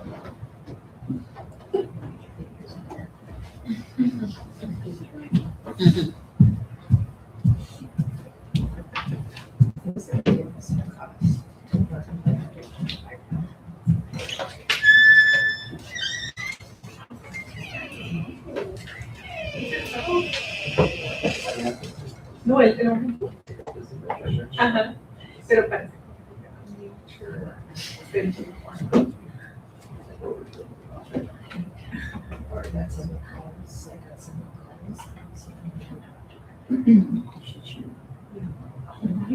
Okay.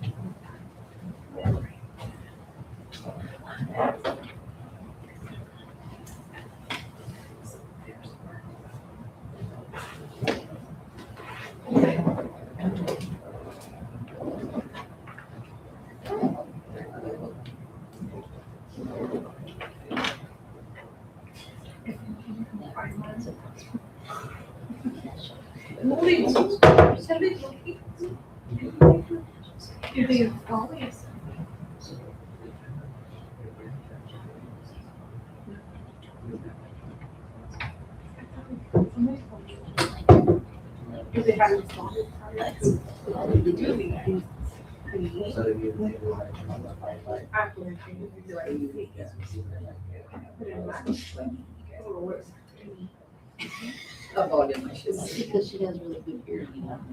She has hearing aids. I can hear things. Oh, my God, it's just.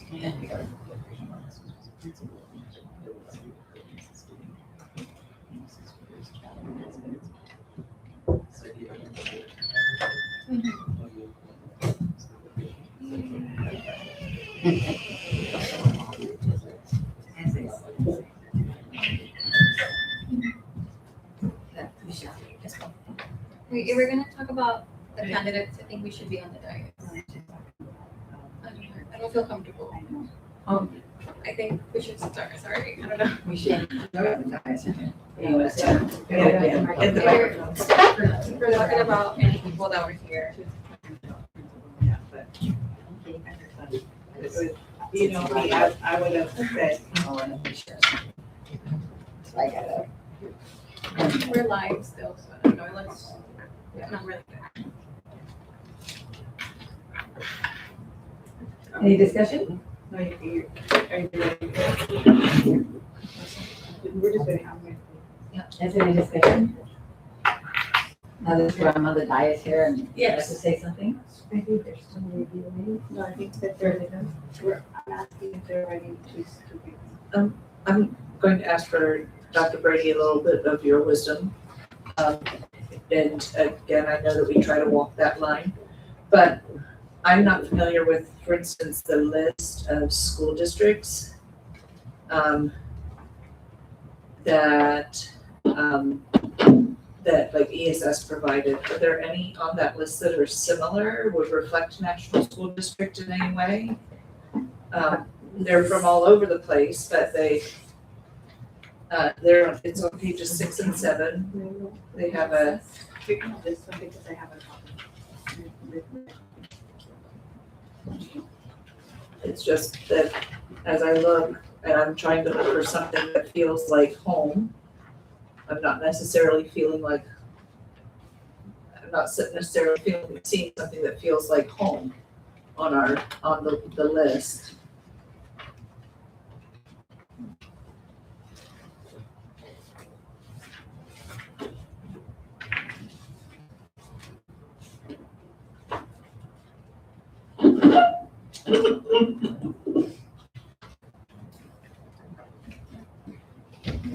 Yeah, I'm not familiar with any that are similar school districts to national in the way that you're asking. There's obviously some San Diego County, similar size school districts. There are a couple that have similar demographics on that list, but are also include Unified High School within their district, so a little bit different for that. But a one-for-one similar school comparison. I'm also thinking back to the presentation we had from Educational Services on test scores. None of those districts around there. Thank you. Trustee Lopez? Yes, thank you. I think from my perspective, we have two really thought out proposals based on the faces that they gave. They have their dates, they know what they're doing, which is the county and the ESS firm, if I'm getting the name right. And then, where did the name come? Over here this time. Cameron and Anastos, they provided like an outline, and also in their presentation, I didn't really feel like a proactive approach on this search. So I'm not sure how my confidence is in them in doing this process, and also knowing that they've done one together respectively recently. So those are my concerns. Can I jump in for a second here and ask President Avalos if she could share with me something that she had shared with me earlier, or shared with the group, what she had shared with me earlier today? What I shared with, when I was at the CSBA conference, I don't even know if I should say this, really. You know. I'll say it if you don't. Huh? I can say it if you don't. Okay, you say it. My understanding, and correct me if I'm wrong, is that President Avalos was approached at CSBA conference and was told not to support one of the candidates. And I won't name who, I don't know if I should or not. But, and then there was another group who had approached her and invited her to dinner, and she chose not to attend. And understandably so. I think that was very intelligent of you, because we don't want to be swayed one way or the other. We want to all be looking at the same amount of information. But this other group also too leaned against this organization, this other candidate. And that bothers me. That bothers me that her vote was being swayed by someone who is one of the, or two of the three that were being considered here tonight. And I just felt it was important and it needed to be shared. We need to know details if that would be an unethical situation. Or we would know the details.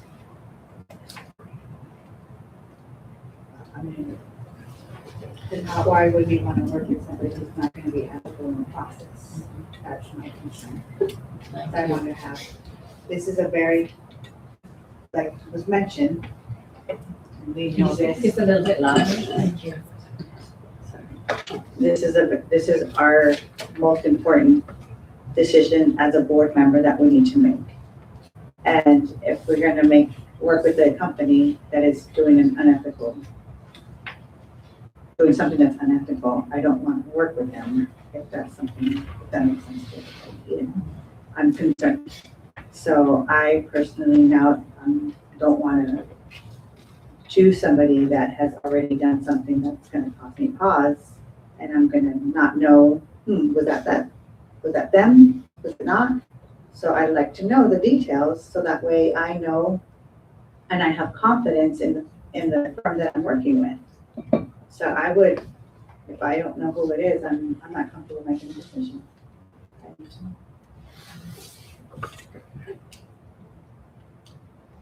The reason I was standing up between our trustees here was because between trustee Sarmiento and trustee Castaneda, they whisper. And their tone of voice is 3, which mine is like a 10 or a 20 when I speak. And I could not hear what they were saying. I said, you guys have a tone of 3, and I went, what? No.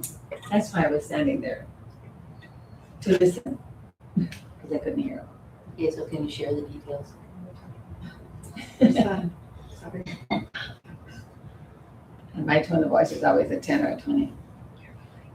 I'm loud. I speak loud. So, trustee Cindy Lopez. Yes, thank you. I would prefer to go with the county. They have a track record of doing searches with other districts here in our county in the South Bay. They do know our district. They've placed teachers here who are still here, who transition into actual temporary probationary roles. They work with our staff, so they do know the needs of our students.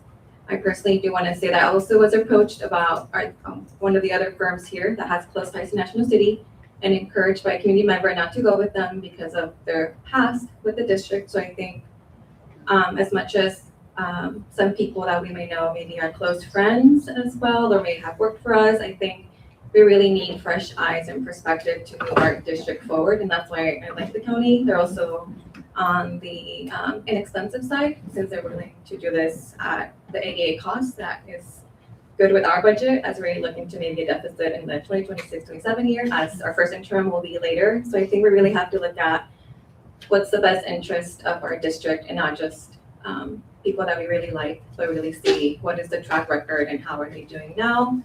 And also take those concerns into consideration when people say, yes, this person was did X, Y, and Z in the past, but maybe not the right person for the job right now. And I think that's what we have to see, which person or organization is right for the job because they can do the job well, they presented well, they have information well, and I think for me, that's the county of it.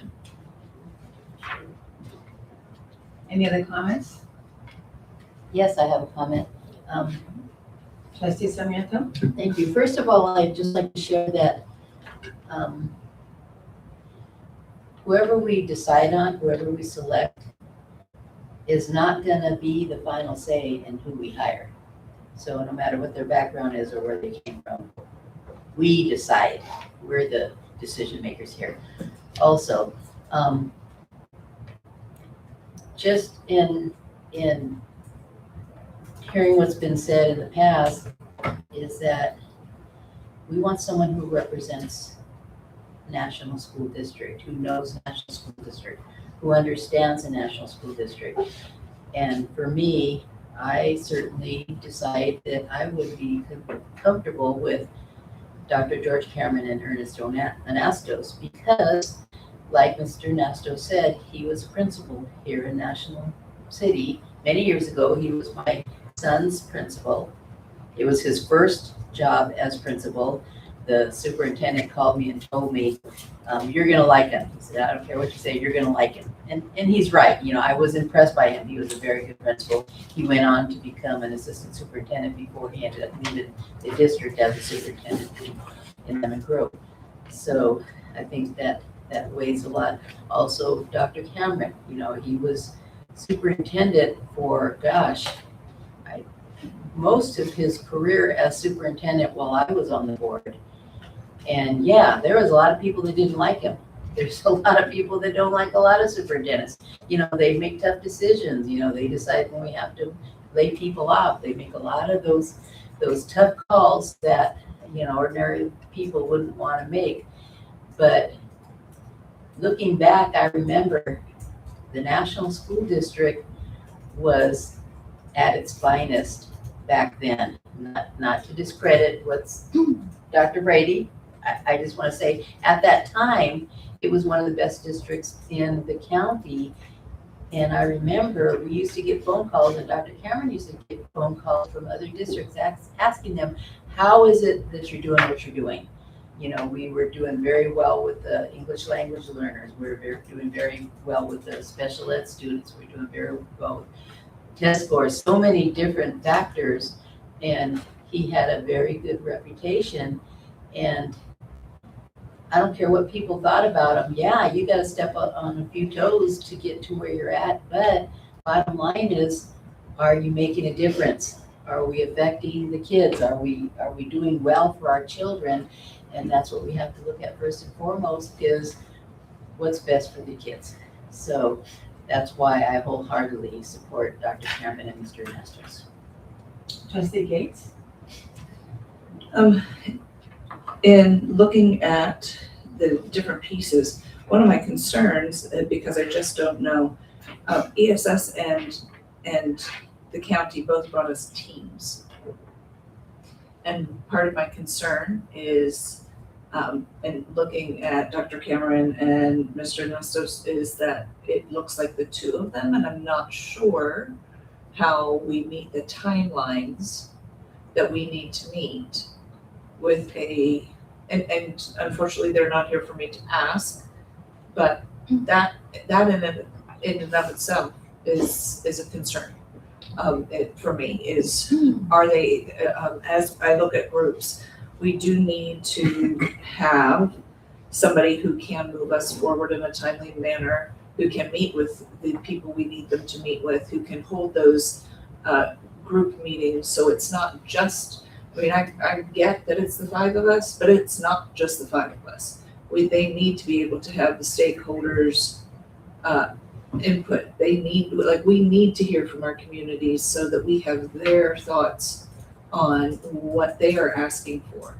And so I would say one of my concerns is, can all three of them actually work within a reasonable timeline that gives us a chance to get through this process well-informed, wiser after every meeting, and still finding and hiring someone in a timely manner. That is up there on my concern list. Trustee Lopez? Yes, thank you. I think going off what Trustee Gates said, I agree with her, especially the plan. I think even in the presentation I'm recalling, it wasn't until phase one that they would establish a search timeline, this being Dr. Cameron and Anastas, if I'm saying it correctly. They would establish a timeline after the fact, which is a little bit alarming to me because we do need to move forward. So I think this lack of initiative already, or thought process already moving forward, for me is a concern. It is not to discredit their years of service to our community, to our students, to their districts. That has nothing to do with that. They're amazing superintendents. I don't know them personally or their work either. I didn't work with them ever. I'm sure they have amazing accolades, but this is a superintendent search role, not a superintendent role that we're looking to fill with these people in front of us. And I don't think they have that experience fully to develop it. And I don't want to be the second pilot district that they're doing, because this is really important to us. So that's why I still think the county would be great. Or if you look at the approach of ESS, they're also very knowledgeable of the extensive search and protocol and planning and everything. I think would also be a good second option, but I think for me, still the county still looks like a very viable option for this job. Trustee Bettencourt Castaneda? I want to just touch on really quick the concern. Rancho Santa Fe is a very, very particular district that they just did and they just did Rancho Santa Fe. So and to their credit, they just did that, and so far they have it is very successful. And they're, if it was them too, and they would have had complaints if they didn't do a good job. So I just want to say that I brought these three forward, and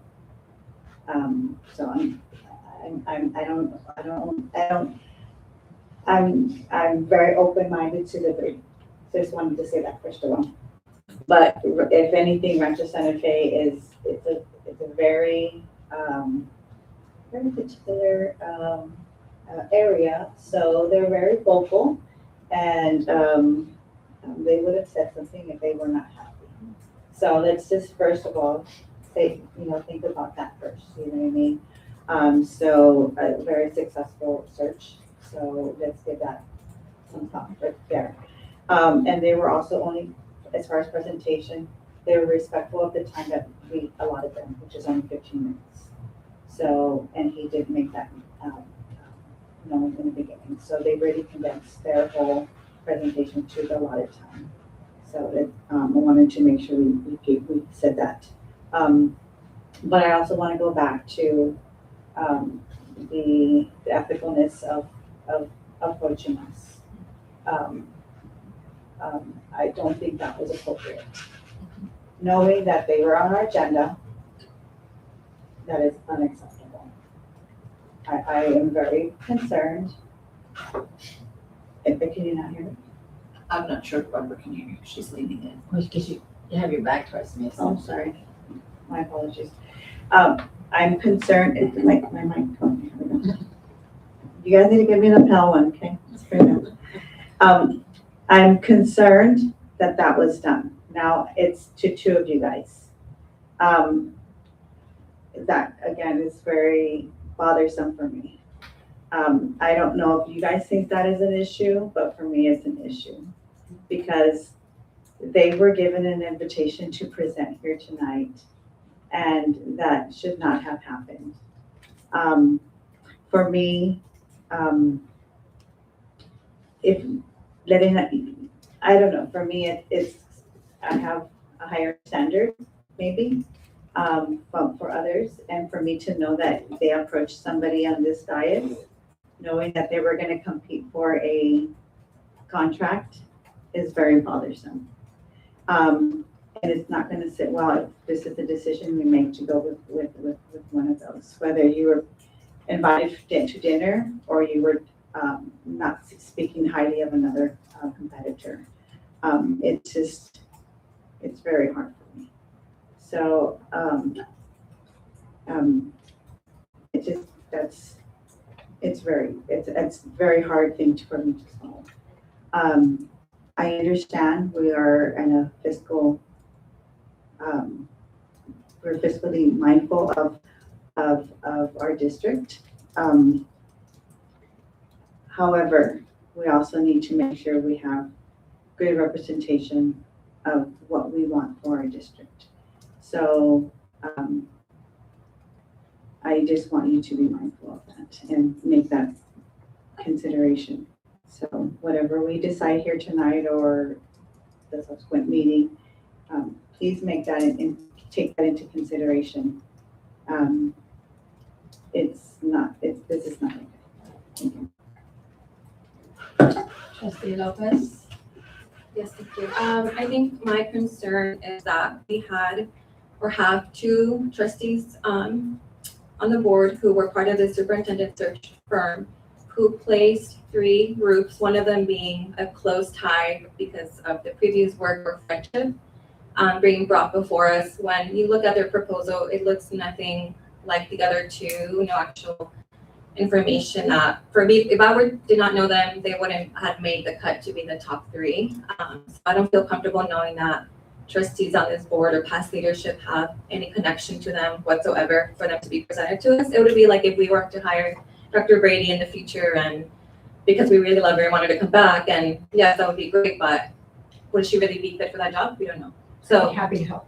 I know, which I know, but I think when we look at the responsibility of what the firm has to do, we really have to put those aside. Like, yes, you're great, you did all of this, but are you fit for the job? And I don't think those two people that this firm respectfully is fit for this job, which is to do the process, to go out and speak to our members. They didn't look like they were engaged just being here. How can I trust them to be engaged with families if they had their arms crossed, if they were just not speaking well enough? I think that really says a lot about who they are and where they're at. So I think we really have to think this through and put our friendships aside, our feelings aside, and these other individuals we may know, and see who can do the job and get us a superintendent by April meeting or May, whatever the timeline is that they proposed. Because if they don't have the timeline yet, how am I confident in selecting them and paying that whatever fee they have if they themselves don't know the plan yet.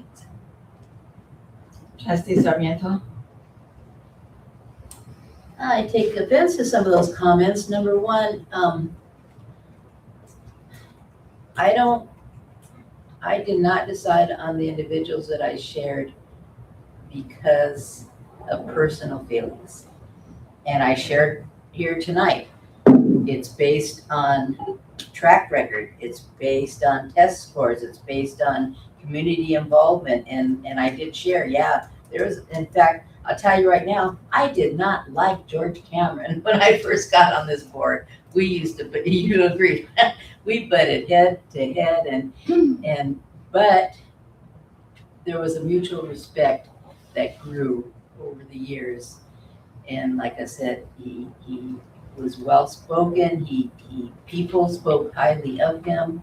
And it has nothing to do with the people who have, well, it has something to do with people who apply, but you don't know who all apply, and the criteria that Trustee Bettencourt Castaneda and I oversaw when we came to the decision to bring this to the board. And this is why we met more than once. We went over the criteria. We read through the presentations. We obviously looked at the dollar figure that they had presented to us and took into consideration a lot of these factors. And that's why we came to the decision to bring these three to the board, and also to part of the decision why I chose who I decided to choose. Trustee Bettencourt Castaneda? Okay, so just to clarify, I did the vetting. So that's why we had those three. They are part of the community, so that's why they're there. Neither one are my friend.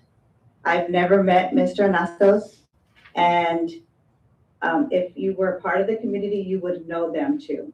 So that's why they're there. Okay, so I just want to clarify that. I don't know them from a personal level. I've actually never had an opportunity to be on the dais with Dr. Cameron, only when he was a interim superintendent. So other than that, I've never had the pleasure of working with him.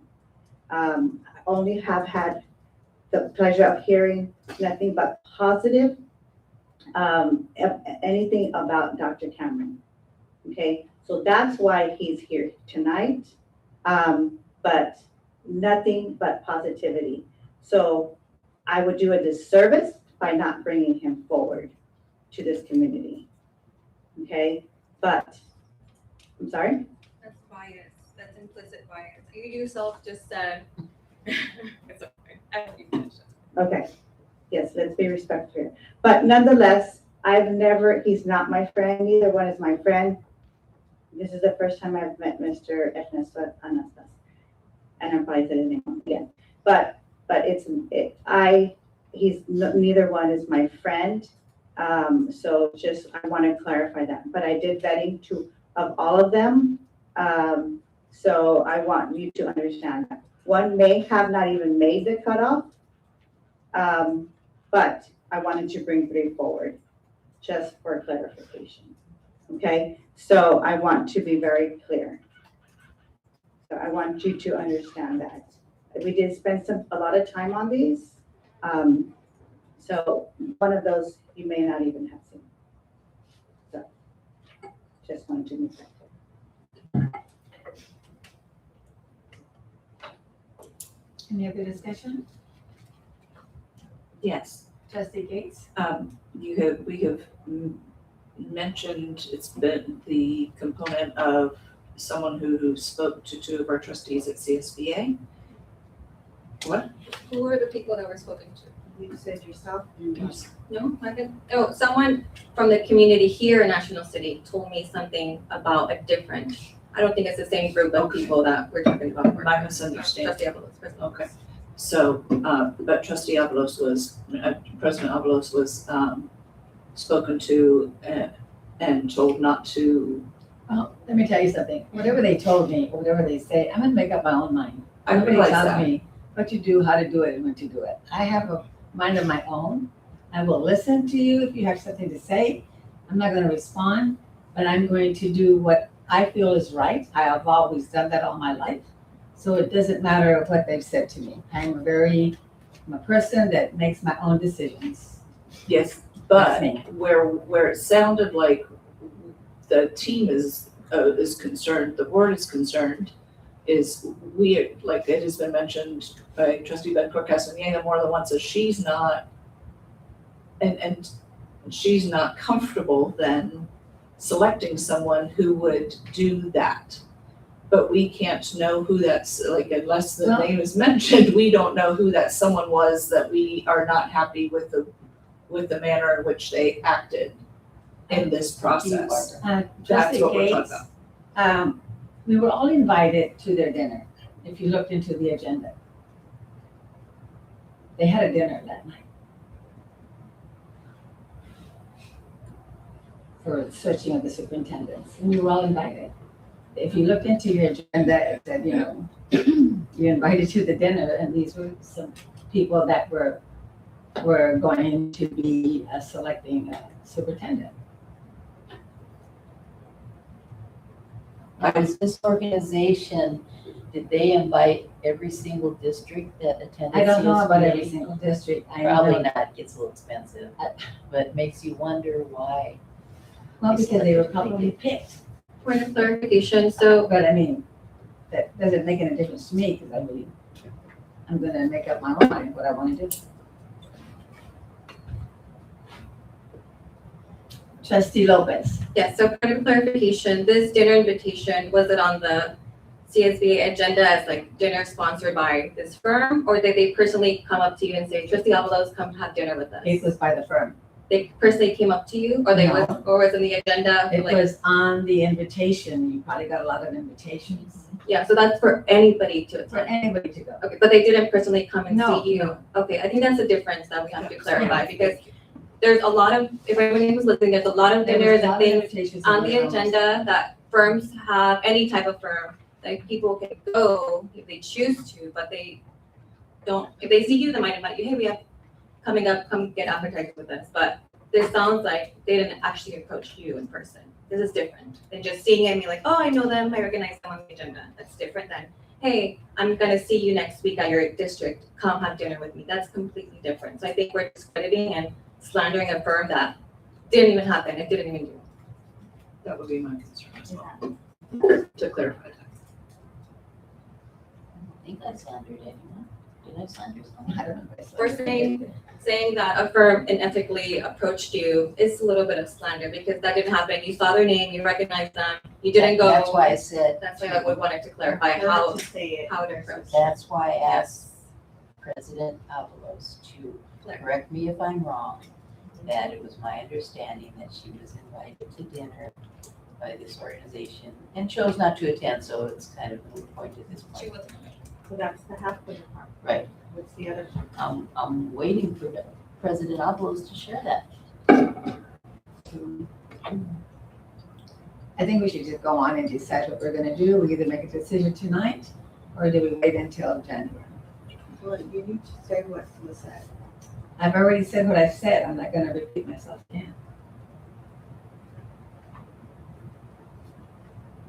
So everybody can make, President Lopez? I'm President Lopez. Trustee Lopez. Sure, I'll make a motion to, select the San Diego County of Ed to do our superintendent's. I think we need to wait for her to disclose. what she Well, said. then, Trustee Lopez has made a recommendation that we choose County San Diego. Do I have a second on that? Second, I don't see how you guys can conduct business without having the proper information. I'm waiting for the information.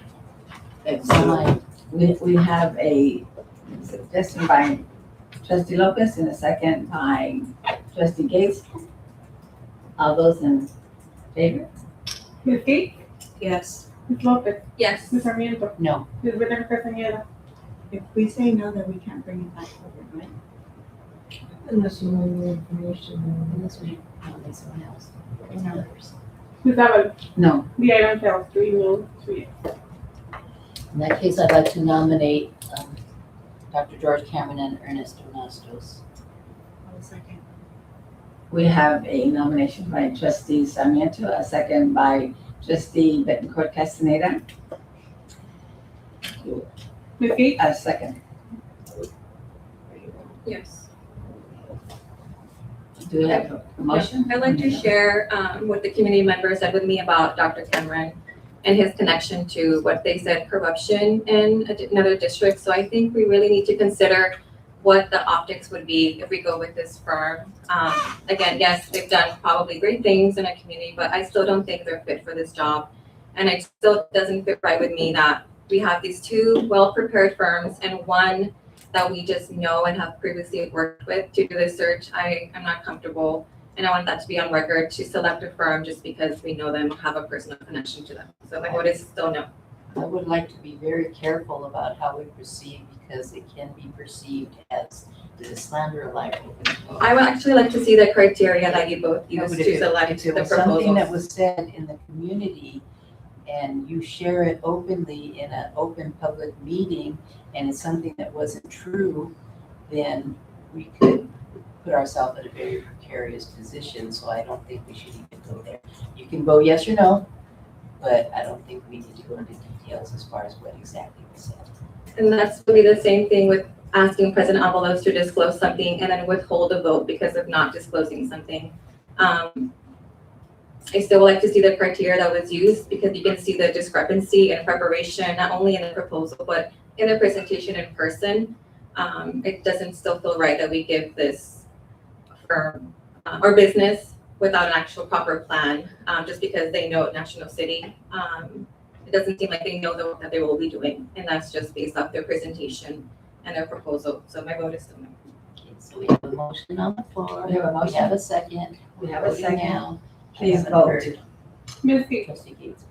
Yes. Ms. Lopez? No. Ms. Sarmiento? Yes. Ms. Bettencourt Castaneda? Ms. Avalos? Yes. Item passes 4 yes, 1 no.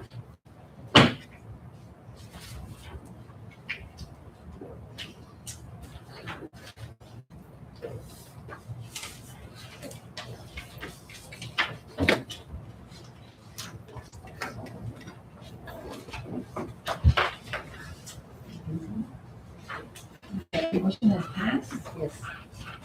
Yes. That's what she said. And we have selected the firm. And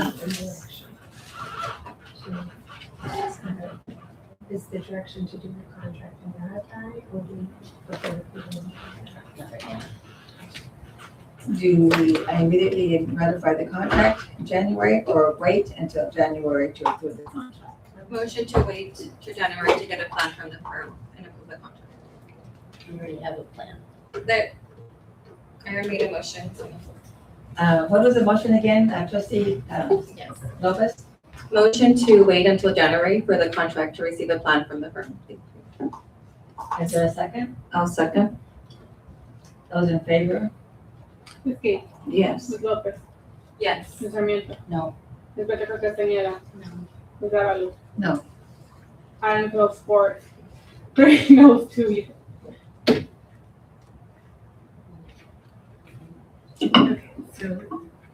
So you have to wait. So they should get started, motion to approve the contract.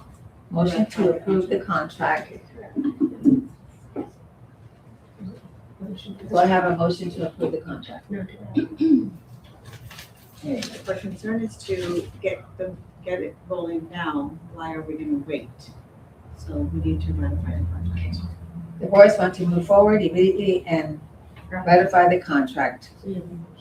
So I have a motion to ratify and also a second, so we should move on. We had a motion by Ms. Sarmiento, trustee Sarmiento. I made the motion to ratify the contract. Mrs. Bettencourt, trustee, made a motion to ratify the contract. And I will second that. And Mrs. Sarmiento, trustee, second. Ms. Gates? Yes, and I would like to ask that we find, that we get a plan quickly. Ms. Lopez. No. Ms. Sarmiento. Yes. Ms. Whitaker Castañeda. Yes. Ms. Avalos. Yes. And it passes 4 yes, 1 no.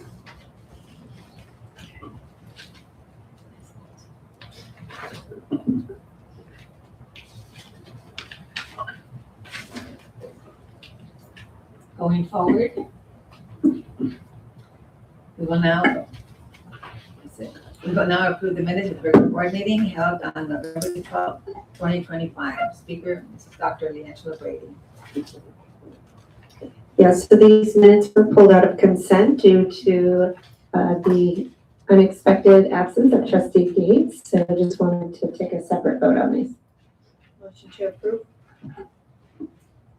I second the motion.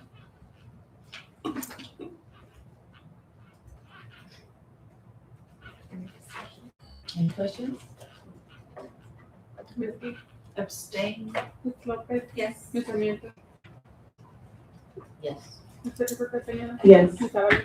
Yes. And it passes 4 yes, 1 abstain.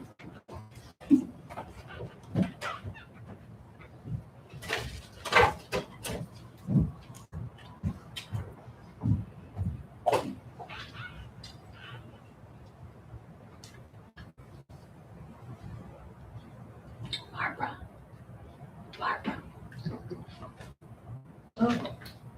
Okay, we'll go down to item C, adopt resolutions 25, 26, 33 regarding absence of board president, Mrs. Michelle Gates, due to illness.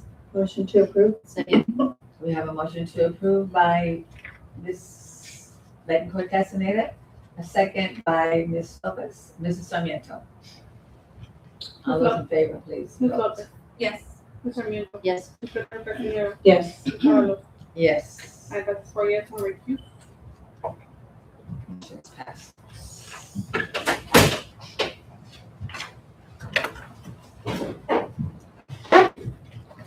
Going down to item E, 11, amend employment agreement with Maritza Copen, PhD, Assistant Superintendent of Human Resources. Speaker, Dr. Leangela.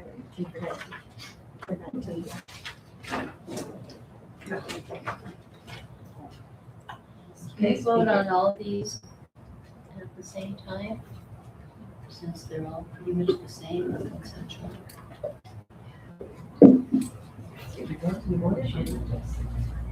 Okay, never mind. But I will speak to them all at the same time, Trustee Sarmiento, so that you won't have to hear the comments in between. So the next 4 items are last of the staff updates for consideration for cost of living adjustment that are for executive cabinet. And each one of them are separate since we have separate contracts with each one of them. This only includes the salary adjustment of 1.75, which is commensurate with what was given to certificated staff. And similar to what was given to classified staff.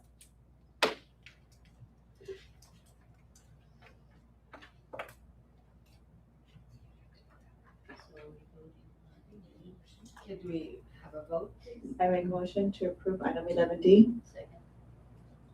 Motion to approve by Trustee Betancourt Castaneda, second by Trustee Sarmiento. Please vote. Ms. Deep. Yes. Ms. Lopez. Yes. Ms. Sarmiento. Yes. Ms. Whitaker Castañeda. Yes. Ms. Avalos. Yes. And it passes unanimously.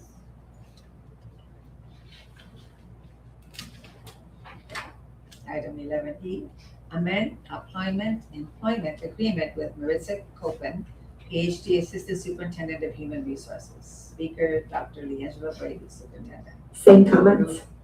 Motion to approve? Second. Motion has been approved by Trustee Betancourt Castaneda, second by Trustee Gates. Ms. Deep. Yes. Ms. Lopez. Yes. Ms. Sarmiento. Yes. Ms. Whitaker Castañeda. Yes. Ms. Avalos. Yes. And it passes unanimously. Item 11F, amend employment. Is that right? Amend employment agreement with Robert Cochran, AD, Assistant Superintendent of the Business Services. Speaker. Approve. Second. Trustee Sarmiento to approve and second by Trustee Gates. All those in favor? Ms. Gates, Yes. Ms. Lopez, Yes. Ms. Sarmiento, Yes. Ms. Whitmore Castillo, Yes. Ms. Alvarez. Yes. Item passes unanimously. Item 11G, amend employment agreement with Dr. Leangela Brady, ED Superintendent, Speaker Board President. Motion to approve. Motion approved by trustee Bittencourt Castaneda, second by trustee Gates. Please vote. Ms. Gates, Yes. Ms. Lopez, Yes. Ms. Sarmiento, Yes. Ms. Whitmore Castillo, Yes. Ms. Alvarez. Yes. Item passes unanimously. Item 11H, adjust monthly stipend for governing board members, Speaker Board President. Yes. So I will add to this. We recently were made aware that in October of 2025, a new Assembly Bill 1390 was passed into law. It's been about 40 years since board member compensation has been adjusted to keep up with inflation. In the California Education Code, there's a threshold that is typically set per size of the district. So smaller districts, board members receive less compensation, larger school districts receive greater compensation. And then each year boards can adjust that up to 5%. And we know 5% is equivalent to about $10 to $15 per year annually in a district our size. That would be part of the monthly compensation. The rationale in working with Dr. Cochran on this item, we did some research on the Assembly Bill, and you can jump in at any time, is that it's a really important job to be a board member. And there's time that you have to give up from your day jobs if you're going to work after hours. Maybe there's time that you need to come to board meetings. We have lots of events. And you have to do a lot of reading and research and preparation for these meetings to make good decisions for the students of our district. We know that great school districts make great communities, and you are all members of this community and invested. And it is our wish that we attract and retain the best board members we can here in National School District. And so we are recommending that we adjust the monthly stipend, as districts around this county will be doing in the next few months, to be commensurate with the new law, so that we can attract and retain board members. And while I love you all dearly, you won't always be the board members in these chairs. So we ask that your vote tonight is to attract and retain the best board members for our community. Thank you.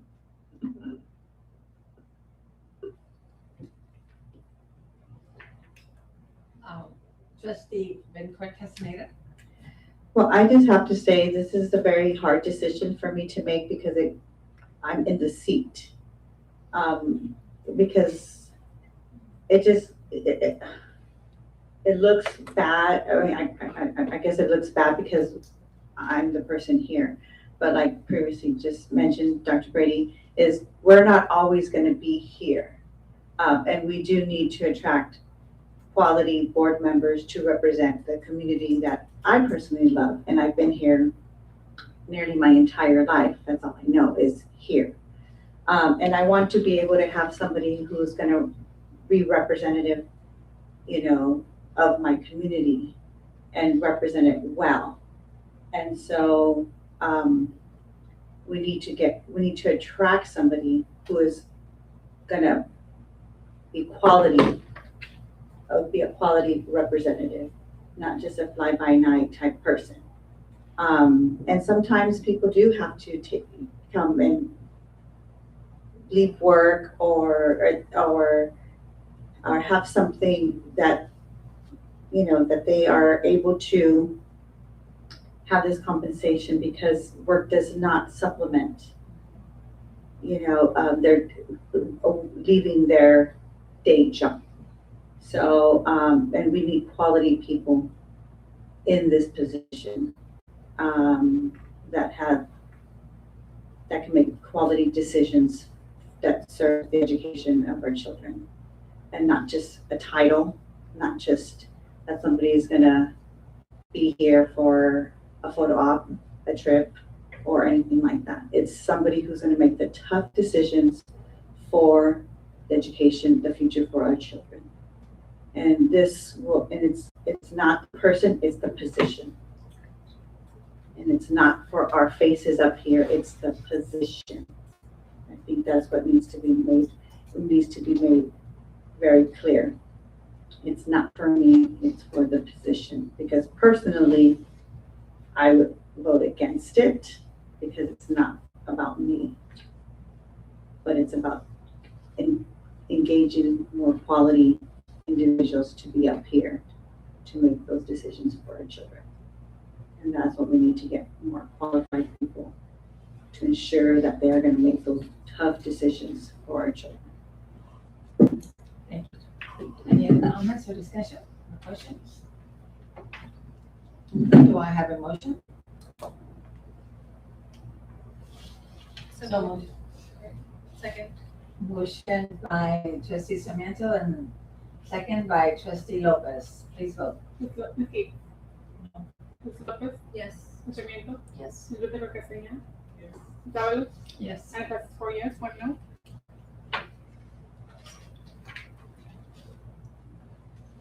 Motion has passed.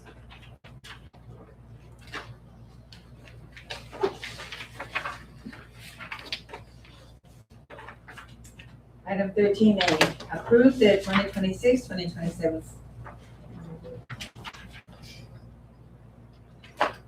for staff request, table item 13A.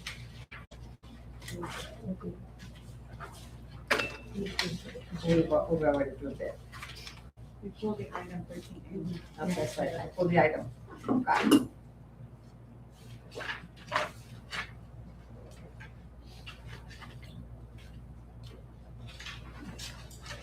Oh my goodness.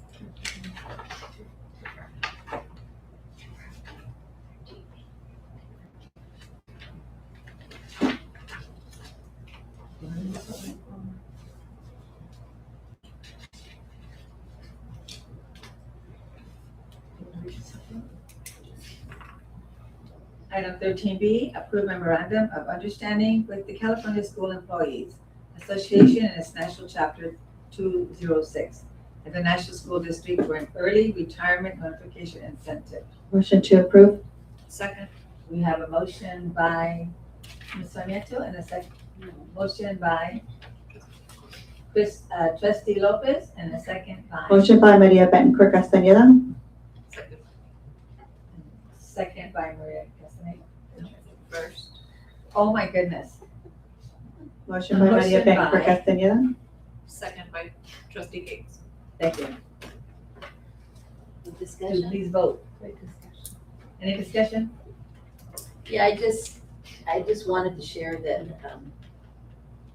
I'm just feeling that $3,000 is a hefty amount, especially with us going through budgetary issues, and I'm just not comfortable with that. I was hoping it would be a little bit less than that, but just to explain. I will. Trustee Gates?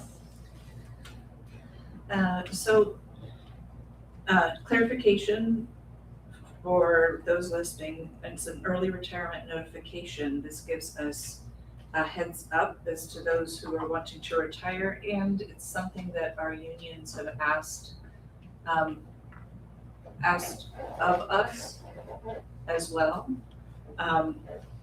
It hopefully will give us some wisdom on decisions that we will make tonight and decisions that we may have to make in the future, as far as rationale goes. Trustee Betancourt Castaneda? I think that having this item brought forward to us is very helpful for our district. This is the first that I've had as well. I've been on the board. It helps us in making decisions moving forward in terms of our budget. And I support it because also when we come March, it doesn't disrupt the lives of our employees.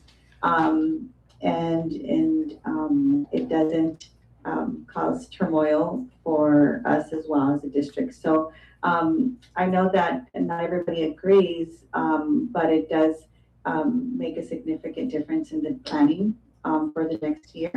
And it doesn't disrupt the students' learning and the classroom environment moving forward. So it is very helpful to know early on, and again, the planning of our school district moving forward. So just wanted to make that comment. Thank you.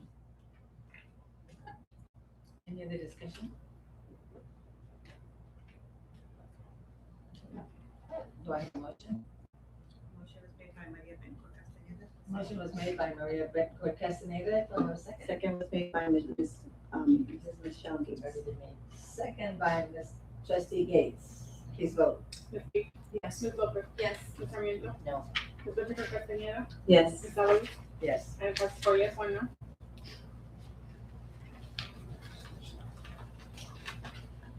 Motion has been passed.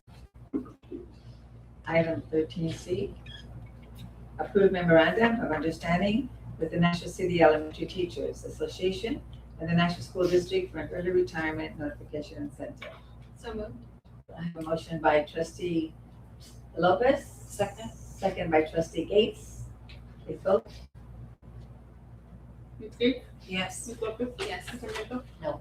Ms. Betancourt Castaneda. Yes. Ms. Alvarez. Yes. And it passes 4 yes, 1 no.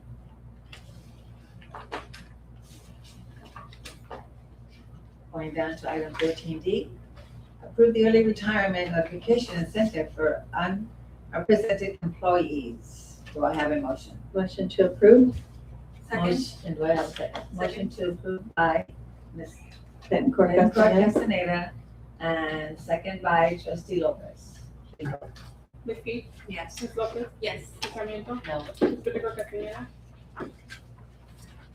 Yes. Ms. Alvarez. Yes. And it passes 4 yes, 1 no. Item 14A, presentation and approval of the first interim financial report in Exhibit B. Dr. Robert Kaufman. Thank you.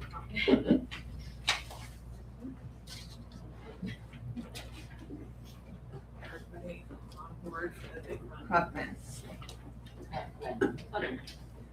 Perfect. Yay. Got the perfect.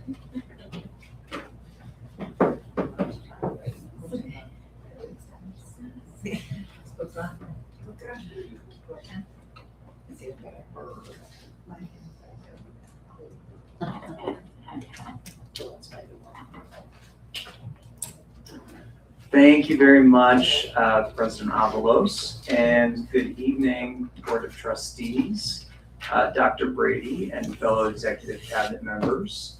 I am Robert Cochran, the Assistant Super of Business Services, and tonight I'll be presenting the 25-26 first interim budget. Primarily, the first interim budget has three main purposes in this update. One is to provide a snapshot of the district's financial health. Second is to detail actual expenses and revenues from July 1st until October 31st. And third is to project our financial condition for this year and also the next 2 years as well. And as I am the closer of tonight, I promise to be as pithy and brief as I possibly can.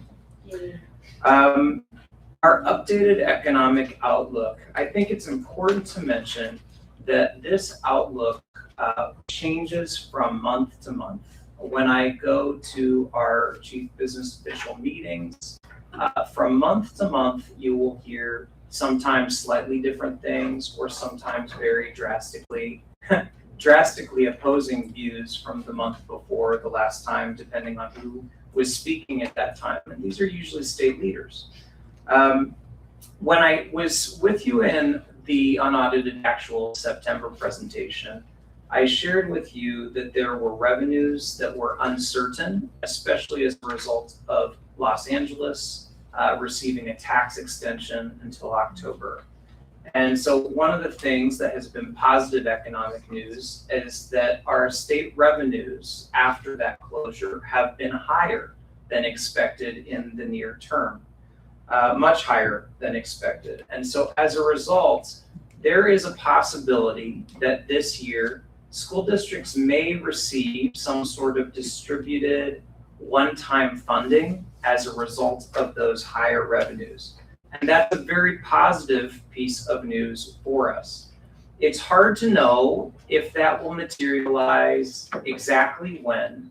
It's hard to know if a portion of those funds may be restricted for a specific purpose or not. Those are the things that we really don't know at this point. At the same time, it's still very positive. We've also been hearing from the Legislative Analyst Office, which analyzes state and federal finances and shares kind of their take on the governor's budget annually, that we will have a significant state deficit next year. You may have seen this in newspapers for the last few months. They are projecting an $18 billion state deficit in 26-27. And then the subsequent year, 27-28, they're projecting a $35 billion state deficit. Now, before we all get extremely concerned, it is concerning news, but it's important to note that that's a $323 billion budget. So we're looking at perhaps a reduction in state dollars by about 5% in that first scenario, by about 11% in that second scenario, and that we receive a portion of that full state budget, 40%. So that percentage of decrease could be a little bit less for us in terms of schools. So one of the things that I shared with you back at the September meeting was that we were advised to be cautiously optimistic about this year's budget. And we've been optimistic about this year's budget. But it's important for us to have eyes open that subsequent deficits in future years at the state level are a possibility. Additionally, we have some changing revenue sources, and this is both good news when we receive a revenue source, and it's also difficult news when a revenue source sunsets or goes away. A couple of the revenue sources that we're anticipating either have arrived or we're anticipating would arrive shortly include the Community Schools Program. That's about $9+ million received over 5 years. This anticipated COLA that has varying predictions. We've heard that COLA may be around 2.7%, had a very respected state leader say to expect districts would receive only a third of that, and had another very respected state leader saying that it could be more than that, right? So really varying predictions, and frankly, too early for us to know 100% which way that might go. However, we're going to attend the governor's budget workshop on January 22nd. We're sending a contingent here from National School District to go and attend and get the most current or recent information in terms of what the governor is proposing as of January. So we hope to learn more. We're going to be watching that very closely. We're going to be providing you updates very closely with what we learn. We also have a number of sunsetting revenue sources, and there's a few that I want to call out: the Learning Recovery Emergency Block Grant, the Arts, Music, and Instructional Materials Block Grant, and the Educator Effectiveness Block Grant. We received the top two beginning in 22-23, and we received the bottom one beginning in 21-22.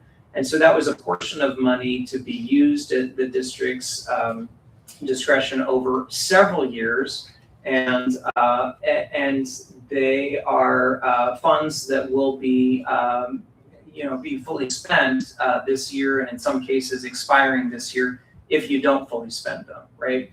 And that was about a total of $11 million. Now, the $11 million spread across those three have been used over the years to support our local control accountability plan. And so those funds contributed to and bolster our LCAP.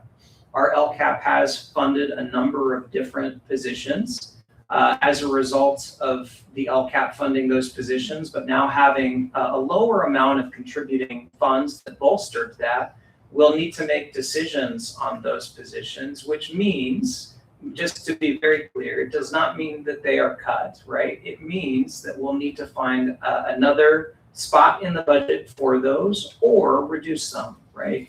So important to know that we have some rising new revenues. We also have some that we won't be able to count on as we have in past years. It's also really important to share that this is what we know in December before the governor's budget workshop. So much of what I'm sharing with you is a picture today, a tentative unknown picture. We could learn about additional funding opportunities at that January governor's budget that we don't even have on the horizon at this moment. So that's why it's going to be so critical for us to be in attendance, be reviewing, and really use that as part of our early planning. So I want to share with you a little bit about our budget projected year totals, and I've organized it on the screen as follows. You'll see last year's interim one. That's those numbers on the far left. On the far right here, you'll see our budget as of 10/31. That's this year's interim one. And in the center column, we've included the revised budget, which was what we presented in September of 2025, our unaudited actuals report. A few things that I want to share about this. Remember that this factors in all of the information that we've gained, actual expenditures and revenues and what we're projecting for the end of the year, based on the information that we have between July 1st and October 31st. A few things that I want to call out. If you take a look at the top line revenues, you'll see that from unaudited actuals, you'll see that we are approximately where we were in projecting our revenues. However, you'll notice that our projected expenditures are a bit higher, and I want to share a little bit of information with you about that. So in the unaudited actuals report, we had a projected expenditures of the $103,789,661. And you'll see that there has been an increase. How much? An increase of about $3.4 million. And so there's a couple things that make that up. Primarily, the largest one, of course, is the $2 million in compensation increases across all of our employee groups. That was a factor in terms of the increased expenditures. And another, of course, is year to year, we have different needs in special education. We have students that we haven't had in the past, and we have a variety of services that are required. And so a little bit of an increase beyond $1 million in special education compensation, expenses. And that's very typical for what school districts continue to see. It's very challenging to see special education contributions go down across school districts. But that is what makes that up. And so you'll see that we have an increased deficit in our fund balance of $16,932,980, right? I want to point out that our beginning fund balance on July 1st of 2024, when you were here, my predecessor, Dr. Burke, was as well, right? The district had a fund balance of about 49 million, right? And then had a deficit expense last year of approximately $20 million. And then beginning fund balance this year of that $29,501,009. So after this decrease of the $16.9 million, we are projecting that we'll end the year with a fund balance of $12,568,000.29. And you'll notice that that is below by about $3.4 million That is below what we were originally estimating in our unaudited actuals when we were at about 16 million that we would end the year at. So I want to share a little bit more about this with you because, of course, we're seeing it decrease significantly from prior years where, frankly, we had extremely high reserves. I have 49 million with an operating budget of $90 million or so. That is an extremely high fund balance, right? So $12.5 million does not sound so bad. In fact, it's still a very decent percentage of a $90 million operating expense. But I also want to share this story with you about combined fund balance versus restricted fund balance versus unrestricted fund balance. I know that the board is aware from their experience and training that when we maintain a reserve for economic uncertainty, different districts, depending on the size of their student population, are required to maintain a reserve. For a district of our size, we're required to maintain a 3% reserve for economic uncertainty. And so you'll see here, I've highlighted which of these lines are restricted versus which of these lines are unrestricted. And so in that $12 million figure, that is our combined funds, and it's still on its own without any attention paid to upward or downward motion. $12.5 million is still a very healthy fund balance. Our restricted fund balance, however, the restricted funds within that are about $7.5 million. And so that leaves the district with the what is in the green, which totals to $57,478. I'll say that one more time. $5,057,478. But there's a few things that are important to note about that. So one of them is that the non-spendable category of that $450,000, that includes current revolving cash funds that we hold at the district. That includes stores, the things that we have sitting on hand in the warehouse, and it also includes prepaid items as well. So it's not spendable. We couldn't use that if we needed to, right? And then, of course, within the commitments, we have some commitment money that we, have set aside for a few different purposes, and I'm going to show you what they are in just a second. And then below that is that reserve for economic uncertainty that remains. So to share just a little bit about that, those commitments, we have a protection against future revenue loss, $398,000. A CSEA health and welfare insurance pool excess reserve of $92,000, and then a curriculum adoption, planned curriculum adoption later to take place later this year and or next year of about $900,000. And so the dollars that we have in that ending fund balance, they total to about 1.4 million, and some of them are usable if we needed to, but some of them are not. And they're not usable unless we were to reduce them as a commitment. So what this really leads to is the fact that our remainder is that $3.2 million that we hold in reserve. And one of the things, as I was looking back over the years, we've had, I shared in September, and I reviewed a couple of Dr. Burke's presentations. I know he shared with you a number of times last year, but there was going to come this moment where we would need to right-size our budget, meaning we would need to bring our expenditures in line with our revenues. And we've been talking about that as if it is a thing that we need to do in the future. Great news, it still is. However, the future has now come much closer. So the time to right-size that budget really is in the 26-27 school year. Now, making decisions now for next year. So I do have some good news, and it's in the multi-year projection. And I want to talk a little bit about positive status, qualified status, and negative status for school districts. So when school districts say that they have their budget and it's in positive certificate, that means that they can meet their financial commitments, yes, for the current year, and yes, for the 2 subsequent years.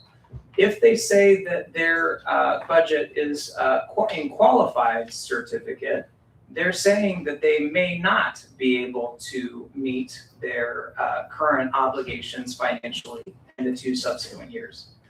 If a school district says we are in negative certificate, or if the county office finds that they're in negative certificate, it means that they will not be able to meet their financial obligations in the current year and 2 subsequent years. And the great news for National School District is that the district can remain in positive certificate, and that will require us to have an unrestricted budget reduction in the upcoming years. Now, we've shared this information with the board before when we brought forward AB 1200, and so we've worked through that, and we've updated what that reduction would be when we settled at the table with the next employee group. And that is the total that you see there is the total of unrestricted dollars that we will need to reduce. So going back to what I said about unrestricted dollars versus restricted, only our unrestricted fund balance counts toward that reserve. We do have restricted dollars. We do. You saw that. 7.5 million, right? But only our unrestricted fund balance will count toward that minimum required reserve that leads to us being in positive certificate, that leads to the school district being solvent. So as we look at the 26-27 school year and 27-28 school year, we are again discussing a reduction that needs to be made. And it really needs to be made now in terms of decisions and planning to support the subsequent year budget and the one after that. So that required unrestricted budget reduction in 26-27 needs to be $4.1 million. In 27-28, it needs to be $4.8 million. I do need to share with you though, these do include ongoing expenses. You know, you might think, oh, $4.1 million plus $4.8 million. Oh, that's way beyond that. That's $8.9 million, right? And that's not exactly the way that it works, because if there is a cut that we make in 26-27 that automatically will not be there in 27-28, we don't have to recut, okay? The other thing that I want to share about this is that as you look at this report, this speaks specifically to unrestricted budget reductions. However, this also assumes that we will continue to spend our restricted budget down as well. So it's not that we need to make these reductions to unrestricted and that restricted can remain as is. We will need to continue spending down the restricted dollars as well to support this. As you know, that's a practice of the district to use restricted dollars wherever they can and first. And so that's not a shock by any means. At the same time, when we do this, you'll see that this allows our ending fund balances to maintain at the levels that you see there. Ending fund balance for 25-26, $12,568,029.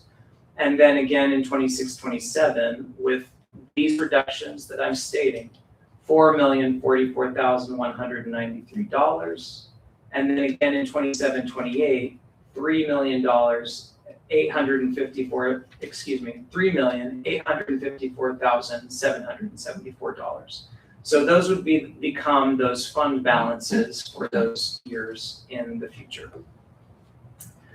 So the other thing that I wanted to point out is estimated cash flow. as part of the interim one report, we also share what our estimated cash flow is for the subsequent 12 months. And you'll see additionally another 6 months if you look at the items in the agenda as well. And you'll notice that that cash flow continues to dwindle. Now, this is a projection, and I want to point something out. This is a projection that is based on cuts to things like materials, supplies, services, and other operating expenses. So one of the things that I want to point out is that between June 30th and July 31st, you'll see a large drop, 16 million to 7 million, right? That's a substantial drop. And one of the things that we utilize is a calculator that is in collaboration with the County Office of Education that shares that particular drop if our reductions come from those items, materials, supplies, services, and other operating expenses. If those reductions are not things, but they are in fact payroll related, retirements, attrition, or other budget reductions, then it would be a more even picture for that reduction. Now, the other thing I want to mention about this is that school districts receive a large majority of their revenue in just 2 times of the year, December and then also again in March, April, because it's based on property taxes that are coming in. So our apportionments are actually higher. Our apportionments are higher during the month of December, the month of March, April. I know that when you look at November, it says 209,000. But if you take a look at the document in the board item, you'll see that in December, it jumps back up to 4 million. And again, that's because of that increased apportionment that happens at that time. So a couple things about this. I think it's really important to mention that we kind of have a tale of 2 budgets here. We have knowledge that we need to make significant reductions based on the only information that we have, but we also have knowledge that we may receive some additional funding this year from the state. And so deciding what to do in those moments of uncertainty can be very challenging. And really what we need to do is we need to plan for what would be the most challenging situation, but also hoping for the best situation and realizing that we are receiving some pretty good data, that we may receive some additional funding from the state that wasn't anticipated at the beginning of the year, right? However, if we 100% bank on that and don't make plans toward making the reductions based on the information that we know, we could wind up in a situation where we're not in positive certificate in the future. So really important caveat is that this is still tentative and it's based on information that still has a lot of unknowns. Additional funding could greatly support. At the same time, you see that we are going from having cash on hand of $21 million to being in the single millions in next year. And so for that reason, I just say again, we've talked in the past about a need to right-size the district's budget, again, aligning expenditures to revenues.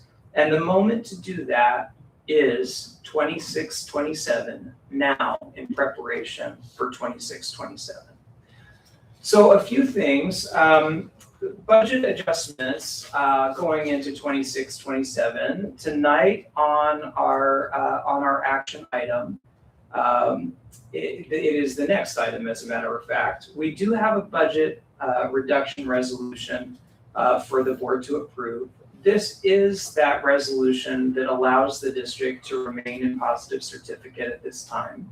And we will need to cut expenditures by those amounts unrestricted in the upcoming year and following year. At the same time, however, we have planning to do with this. We will be convening a team of stakeholders specifically for budget reductions to review and discuss and provide input on budget reductions to bring back to the board of Education in upcoming months. Given where we are, I will be providing the board an update in January. It may be a brief board report depending on how much work has been done. Nonetheless, and also just to note, our next board meeting is January 21st. The day after that is the governor's budget workshop. That would be nice.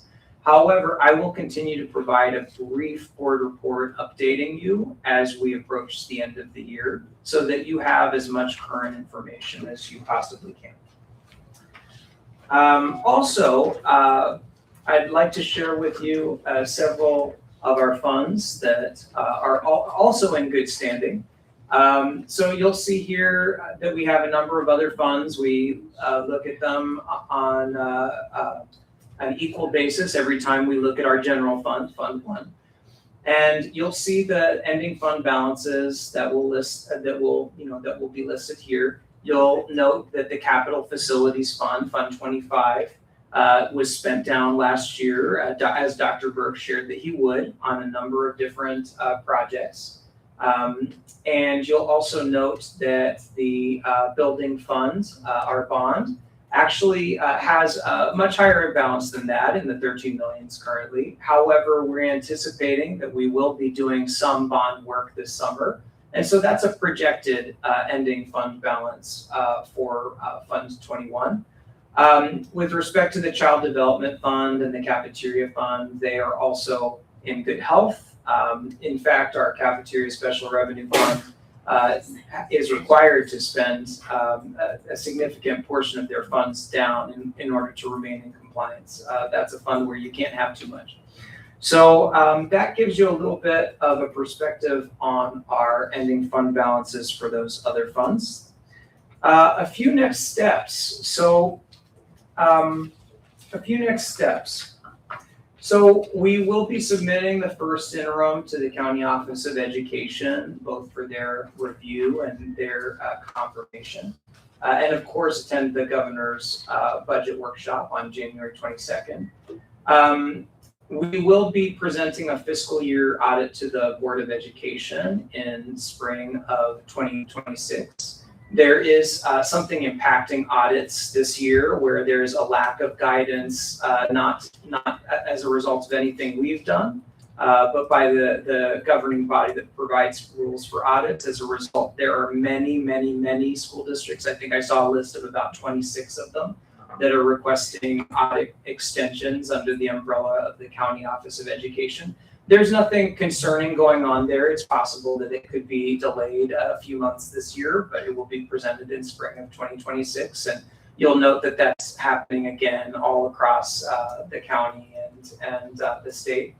And then additionally, we'll be presenting the second interim report to the board and submitting it to the county in March of 2026 and developing the 2026-27 budget. And I do want to say that, this, the work that we've put into the report that we're sharing with you, there is a team that goes behind making all of these things happen. And I really wanted to thank Arena Cowart. She was not able to be here tonight, but she was here today. Sends her hellos to everyone and the rest of my team, Ms. Sanchez, Ms. Fogerson, Ms. Vega, and Ms. Noel. So thank you very much, trustees and Dr. Brady, and I will be happy to entertain any questions you have at this time. Trustee Lopez? Thank you. I just want to say thank you, Dr. Cochran, for your first interim report, and also thank you to the fiscal team. You answered all my questions along the way, so I really appreciate that. Thank you. Thank you, Ms. Lopez. Any other questions? Trustee Gates? Thank you. Yes, I've heard the same thing from my other district about the audit issue of the not receiving this sufficient guidance from the federal government, I believe. Yes. In order to move forward with what we're supposed to do. I'm sorry that's impacting us and impacting you. Leaves us kind of spinning a little bit.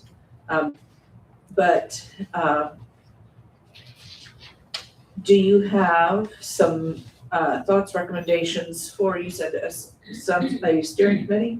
Yes. So do you have some thoughts and recommendations on size of that, people you would look for, how you're going to go about establishing that group?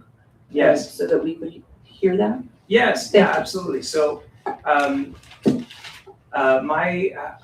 did a little bit of research in terms of we've had budget reduction committees before, I believe most recently during the COVID era.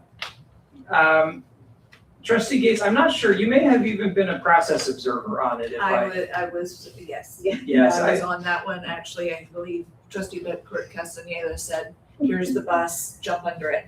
And he said, I think you should be back on it up and then. Yeah, she did. Oh, well, So thank you. you know. It was excellent learning. Mm-hmm. You know, it's very difficult work. It's very important work, critical work. So we intend to utilize classified representatives, certificated representatives, selected or collaboratively selected with collective bargaining unit leadership, as well as management staff, some members of the finance team, because it's that component is essential. And in the past, we did have a board member representative to either observe or participate. And I believe one or if not two would be available if the board was so interested, or if several board members were interested in participating. So that's our current belief. Now, to be really frank, I was planning to reach out to those individuals tomorrow, because I believe it's important for you to hear it first. And also, if there's any other recommendations, I'd absolutely be open to it, but those are our thoughts. Thank you. Yeah, thank you. Trustee Whitcomb Castaneda.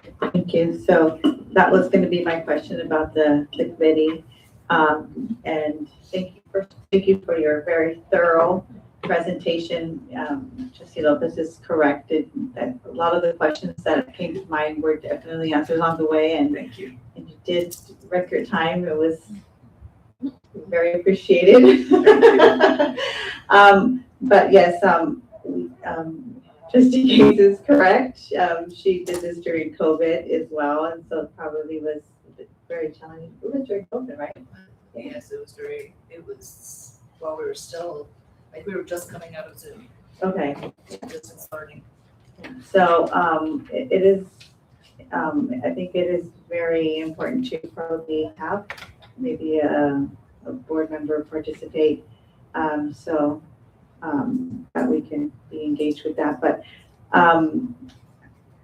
I appreciate you providing all this information and doing it sooner rather than later, because although we don't have all the information available to us, but we don't want to wait till the last minute either. So, right. Right.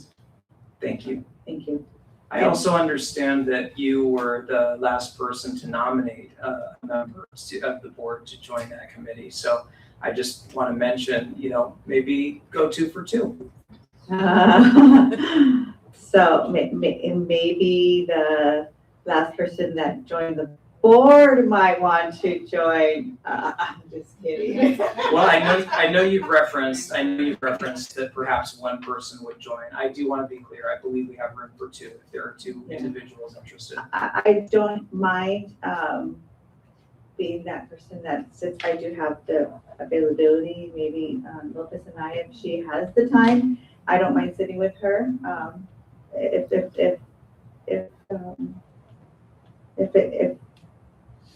Yes, thank you. somebody does not volunteer, I don't mind being that person. But if someone else would want to, I would take a step back, but I would be more than willing to. It's very challenging work. We'd appreciate any support we receive from your team. And thank you to your team, and tell Karina that we missed her this evening. Thank you, will do. Trustee Gates. I had a whole lot of figurative language had come to mind. And so the first one is, looking at this, it would be very easy to kick the can down the road. And that in order to deal with this budget, you are literally going to have to wrestle it to the ground. So those two are this is the problem with coming up with figurative language for 8th graders. I am not looking forward to how it's going to feel. And yet I cannot figure out how we could continue without grabbing hold and making it happen now. So I want to thank you for being honest about what needs done, rather than trying to make us feel good about things. Those two sometimes can live together, but they can't right now. And so there's been too much distance for too long, and thankfully we have had resources to handle that over time. But we can't have that distance between what's coming in and what's going out for a number of reasons. One is because we can't keep living in spending from what we have in our pocket. But the other thing is, in truth, there's not supposed to be that much in our pocket. We owe it to our students every year to receive the money that's given to us and to spend it on them as they sit in front of us in our classes. Yes, the reserve is there. Yes, we plan for just the things, but the money is meant to flow, not to hold. And so thank you for calling that out for us so clearly tonight. Thank you. There are some words that you shared in the past and that Dr. Brady has shared on so many occasions that speak to the district doing the best that we can do, giving the most that we can give, doing the best that we can do for our staff and our students. And so I think that that is still the situation and commitment of National School District, to do the very best that we can for our staff and our students, just with changing conditions.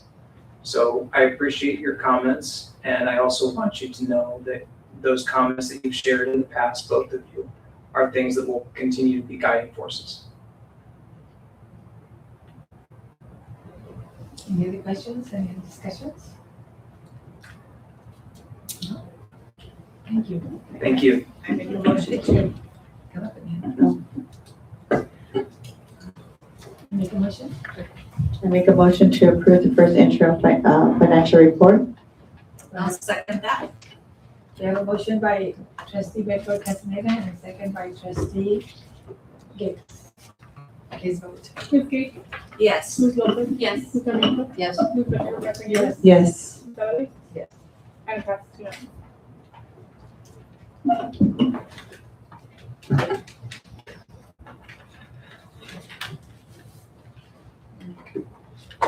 Going down to 14B. Approve resolution 2526.32 to identify the amount of budget reductions needed in 2026, 2027, and 2027 and 2028. Speaker, Mr. Quattro.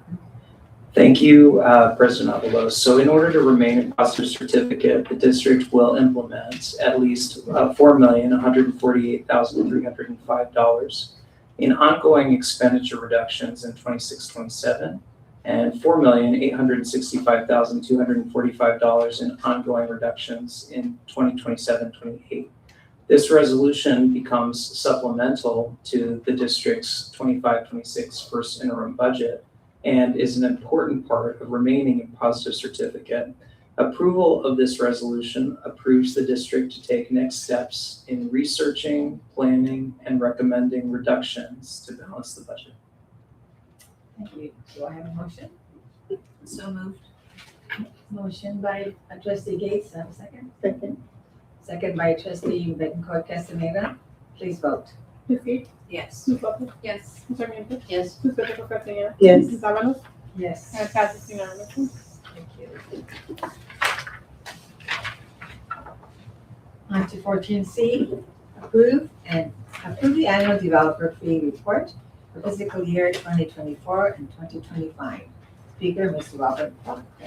Thank you so much. So school developer fees are a structure written into law whereby districts receive funds when residential or commercial property owners expand or build buildings, homes of a qualifying square feet, apartments, or other commercial properties. This report for last year shares the beginning fund balance of $2,791,333 and the ending fund balance of $119,109. Last year, at this time, Dr. Burke shared with you that these funds would be spent down on district projects, and in the past year that has happened, and this report reflects that. Approval of this report completes the district's annual obligation to prepare and make public this report. Thank you. Do I have a motion? So moved. Motion by trustee Gates, is there a second? Second by trustee Lopez, please vote. Ms. Gates, Yes. Ms. Lopez, Yes. Ms. Sarmiento, Yes. Ms. Petro Castaneda, Yes. Ms. Avalos, Yes. and it passes unanimously. Going on to 14B, approve change order number 1 for CT 4333, Sitka Construction Group, LLC warehouse freezer replacement. Speaker, Mr. Robert Clark. Thank you. So a few months ago, the board approved an agreement with Sitka Construction for the replacement of the district child nutrition freezer in the amount of $647,000. In working with the Division of State Architecture, there were a few changes to scope that have been made at the DSA's discretion, resulting in a new scope beyond that which was originally bid. The amount of this change order incorporates those required changes by DSA, those requirements, and adds $54,201 to the agreement for increased scope that I've just described. This is below the 10% threshold for change orders. Thank you. Do I have a motion? So moved. Motion by trustee Sarmiento and a second by trustee Gates. Yes. Any discussion? Please vote. Ms. Gates, Yes. Ms. Lopez, Yes. Ms. Sarmiento, Yes. Ms. Petro Castaneda, Yes. Ms. Avalos, Yes. and it passes unanimously.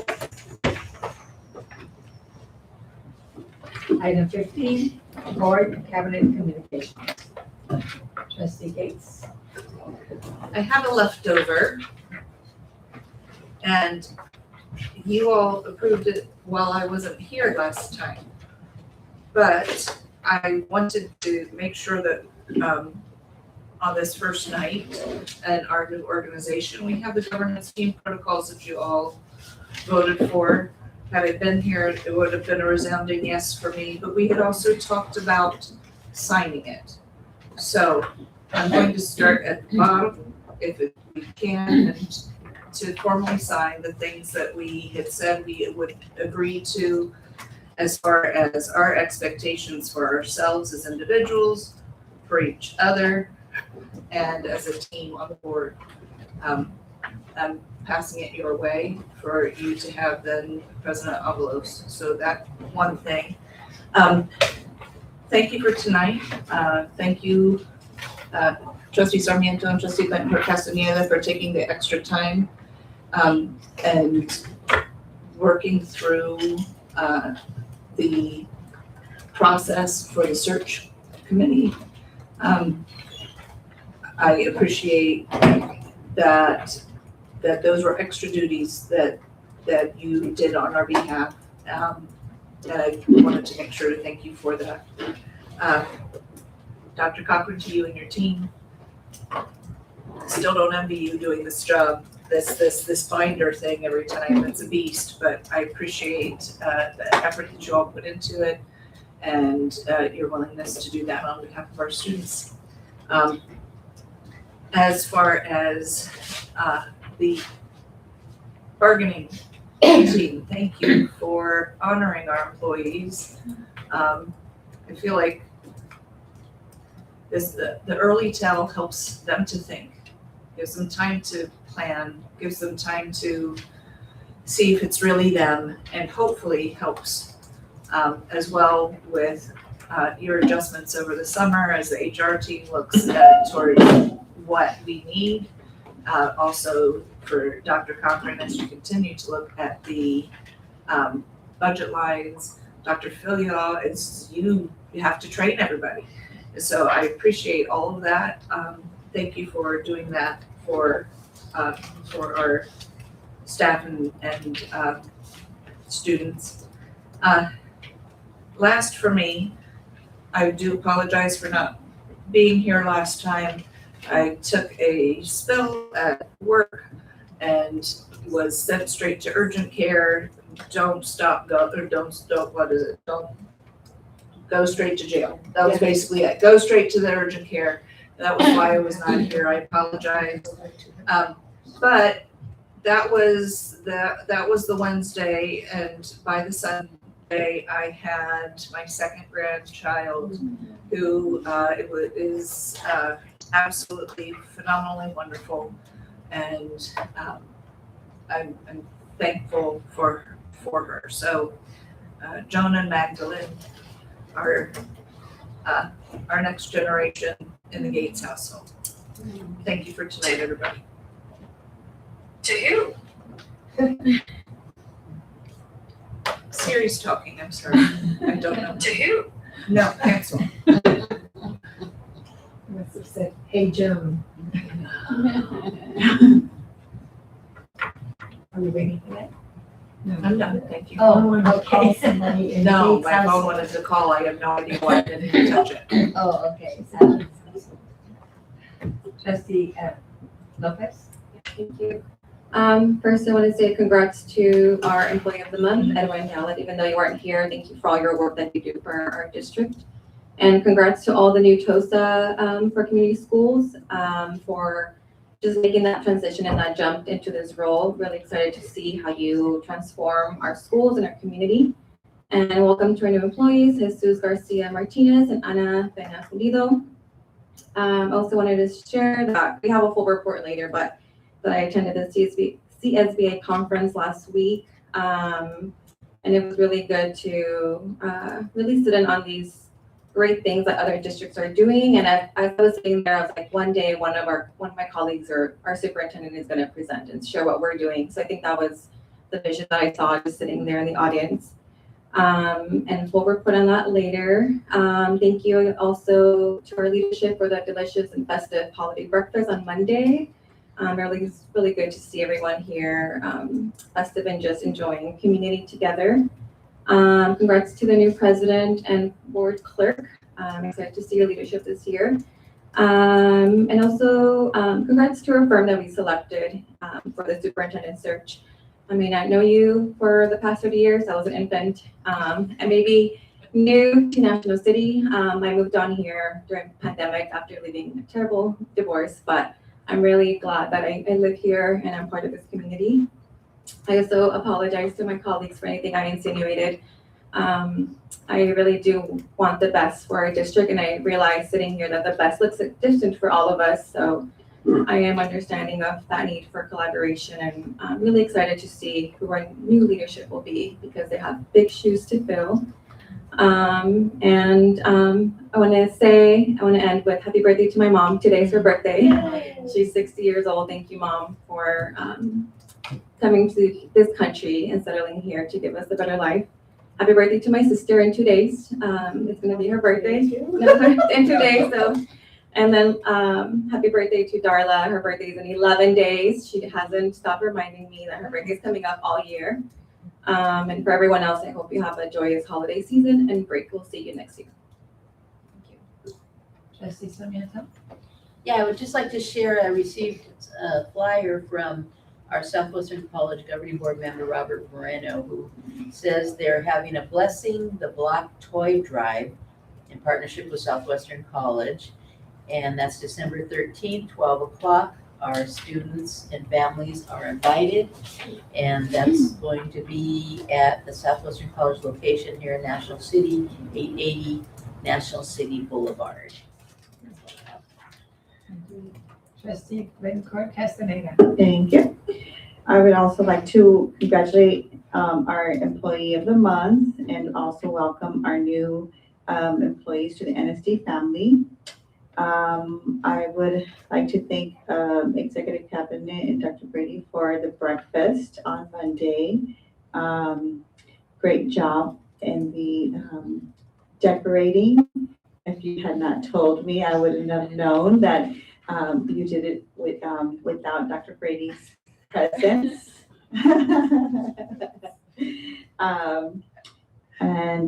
Let's see, I look forward to the mariachi performance next week. I also had the opportunity of attending Delegate Assembly and the CSBA conference. I had to leave early for family obligation, but I appreciate my colleagues being able to attend and being able to connect with my colleagues and our conversations and our experience of some of us some are directionally challenged, but that was fun trying to get and navigate to lunch. But that's always an experience and stories to tell. Thank you for our presentations for the firms this evening, and congratulations to Ernest Anastos and Dr. George Cameron for being selected for our search firm. Looking forward to working with you and the tough shoes to fill for our next superintendent selection. Let's see, I wanted to again make the comment about our agenda item that, for the board member item. When I decided to be a board member, I honestly thought this was a volunteer position. So when I was told that it was paid, it was very shocking to me because that definitely was not why I signed up to run. So, that was a very tough decision to even vote on it. So, again, as I commented earlier, it's about the position, not the person. So I wanted to reiterate, we do need to bring in quality people to make sure that our district is definitely well supported. And with that, I wanted to make two additional comments. Happy related to my amazing, wonderful husband. He celebrated his, won't say how many years, birthday on Thursday. And with that, happy holidays. We will not be seeing each other until next year, right? So happy holidays, happy new year, whatever you celebrate, enjoy the time. Everyone, please get your rest because we come back and we're gonna hit the ground running. So thank you and have a wonderful evening. Dr. Cochran. Thank you, President Avalos. I wanted to say great congratulations to Edwin Gali. We missed you tonight, but we appreciate you very much. Wanted to say to all of our students and staff out there that as we approach December 19th, that's the last day of school before the holidays, finish strong and have a safe, restful, and wonderful holiday season. And I wanted to say thank you in particular to Dr. Brady, who continues to lead and support and be so supportive and helpful to her team and her leadership as she approaches her retirement. And I also wanted to thank the board because I do feel that the speed with which you are conducting a search for our next superintendent is critical. And I also think that you are right on track. So thank you for your efforts in that. Thanks. Dr. Chapman. I want to congratulate Edwin Daly also for everything he does, and I know he works in a variety of capacities, and he's very much appreciated. Welcome to all of our new NSD employees. Welcome to the family. I want to congratulate President Avalos and Trustee Bettencourt Castaneda for their new roles. And I also want to congratulate and say thank you to President Gates for 2 years of service as our president. It'll get a little used, I have to get used to seeing you down there. But thank you for everything you did for the last 2 years. I also want to thank Dr. Cochran for his presentation. And I want to wish everyone a restful and joyful break. We return on January 12th. Classified staff will be meeting at Rancho Elementary, and the certificated staff will meet at Palmer Way School. And then I too have a up and coming teenager in 1 week. So my son will be 13. So I want to say happy birthday to Cameron. Thank you. Dr. Julia. Yes, thanks. Just wanted to express our deep appreciation for all of our staff out there who are working diligently to support our students, both certificated and classified. Our students have been showing what they know lately as they're engaged in their iReady assessments to be able to best kind of show off everything that they've learned. And then on the lighter side, we also tomorrow have our championship soccer game for our intramurals for our 2nd and 3rd graders. That's tomorrow at 3 p.m. at the YMCA. And it's going to be, the match will be between the Kimball Lions and the Palmer Way Panthers. So we shall see who wins tomorrow. Thank you. Dr. Brady. All right, well, I too want to say thank you to President Gates, immediate past President Gates, for your 2 years of leadership in that role, and to Trustee Avalos for your role as clerk. And congratulations to your new role as president and the completion of your first official meeting in that role. And to Trustee Betancourt Castañeda, and congratulations as your new role as clerk. I look forward to working with both of you for the next 7 months. I know, so hard to say. Tonight was bittersweet watching you select a search firm. I will say that I knew representatives from each of those 3 groups. I think I knew probably representatives from all that put in for the searches. I think you had a diverse group, 3 very different groups to choose from.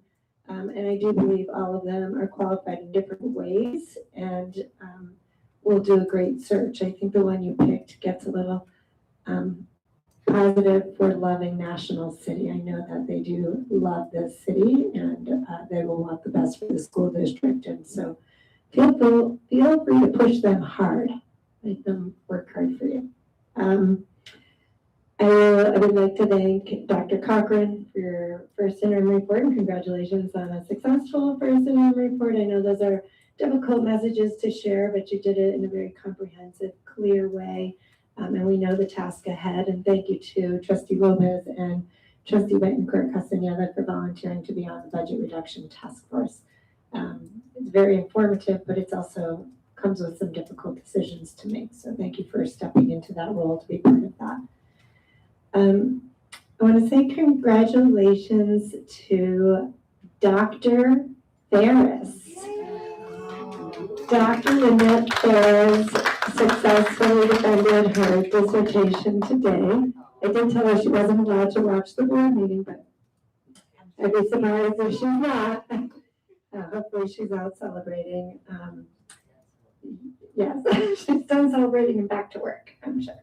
But that's a big milestone, so we're very proud of her. I want to thank, yes, I want to thank Climatech for the extra $1,000 recognition toward our Golden Bell. We look forward to celebrating with Olive Gardens here in our boardroom, where we can do a more comprehensive presentation for those who aren't able to join us up in Sacramento.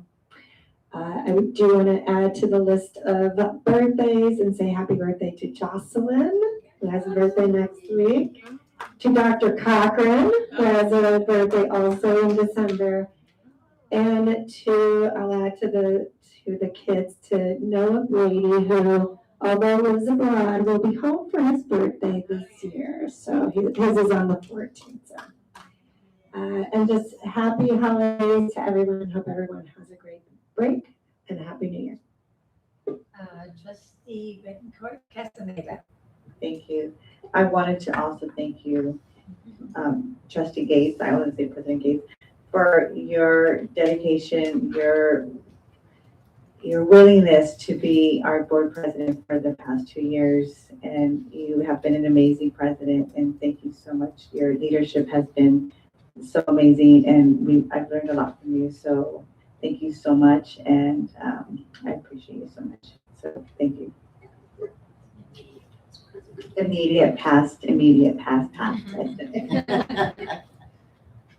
you very much. I also want to recognize Edwin Bellet, Mechanical Maintenance Operation Department, as the Employee of the Month. There was another person too, but I didn't get their name. But it's not here on the page. But anyway, I want to thank Trustee Gates for nominating me for president. I really appreciate that. Thank you for your votes. I'm looking forward to doing a good job. Today was my first day. Can you hear me? No? Oh, gee whiz. But thank you so much for your votes. I'm looking forward to it, and I promise I'm going to practice saying, being a good president, and practice saying the correct things of who wants to vote, who doesn't want to vote, please vote. And so I'm going to do that probably this weekend. But also, I was very proud to go to the delegate meeting as a delegate and to the CSBA conference. I have to say that I learned a lot. I really, really did. I took a lot of notes. I don't know if I can read them or not, but they were good notes. And also the fact that I learned things that I could teach my great-grandchildren, because I have 11 great-grandchildren, and I take them each individual out for lunch by ourselves. So I've already started teaching. Asking them questions of what I learned so they could remember that grandma talked about. But it was a great conference. And I also want to say that our Dr. Leangela, knowing how much I don't like walking, made us walk all over Sacramento 2 times to find a restaurant to eat. We went like 8 blocks. We were only 2 blocks away from the hotel. But we went around. But I'll say one thing. We had a great view of the beautiful homes. That was her reason why we walked so much. We just kept walking and walking, and they kept looking at the GPS. I thought you only do that in a car. But they kept looking at GPS. No, go that way. No, go this way. What's the red light? No, no, no. Go across the street. Oh, we went backwards. Okay, fine. Let's go back again now. That's the way it really was. Oh, she did carry my bag. Somebody carried my purse, and oh my God, are we gonna get there? We finally got there. She does not like to. We had to hurry up to eat because we had to go back. Oh, and I wasn't able to eat all of my lunch, but what I did was that I told Dr. Brady that what I normally do, even here in National City, if I don't eat it all, I always wrap it up and give it to a homeless. And I did offer it to one, but no, I don't need this. I don't. Then you're not homeless. It was very, very fussy. I don't eat nothing. Okay, fine, give it back to me. So I finally did see a young man sitting there, and I said, I think he's hungry. So I gave it to him, and he started eating it right away. So it's always good if you do have leftovers and you don't want to take them home, just give it to a homeless, and they'll eat it. You know. But once again, I had a wonderful time, and a good time for me is the fact that being a board member for 12 years that I was a board member and then got reelected again 3 years ago. I do keep in touch with all my fellow board members from other cities, from other places, and we all get to see each other, which even though, and also we're friends on Facebook. And even I have a lady from Michigan, she has a birthday party, she puts it on Zoom. So I could be there at her birthday party. And everything was really, really good. I am glad that Hollywood got a great presentation, that $1,000 that's right there, the Golden Bell.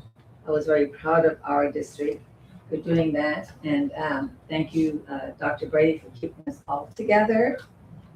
And we all didn't get lost and we all had great meals. And thank you so much. And once again, thank you for nominating me as president. I'm very honored. Have a nice, we're going to see each other again. Good. In the meantime, have a good weekend. Thank you. Meeting now adjourned. It does sound like there's a coyote out back. I mean, it was parked up. You mean All of us.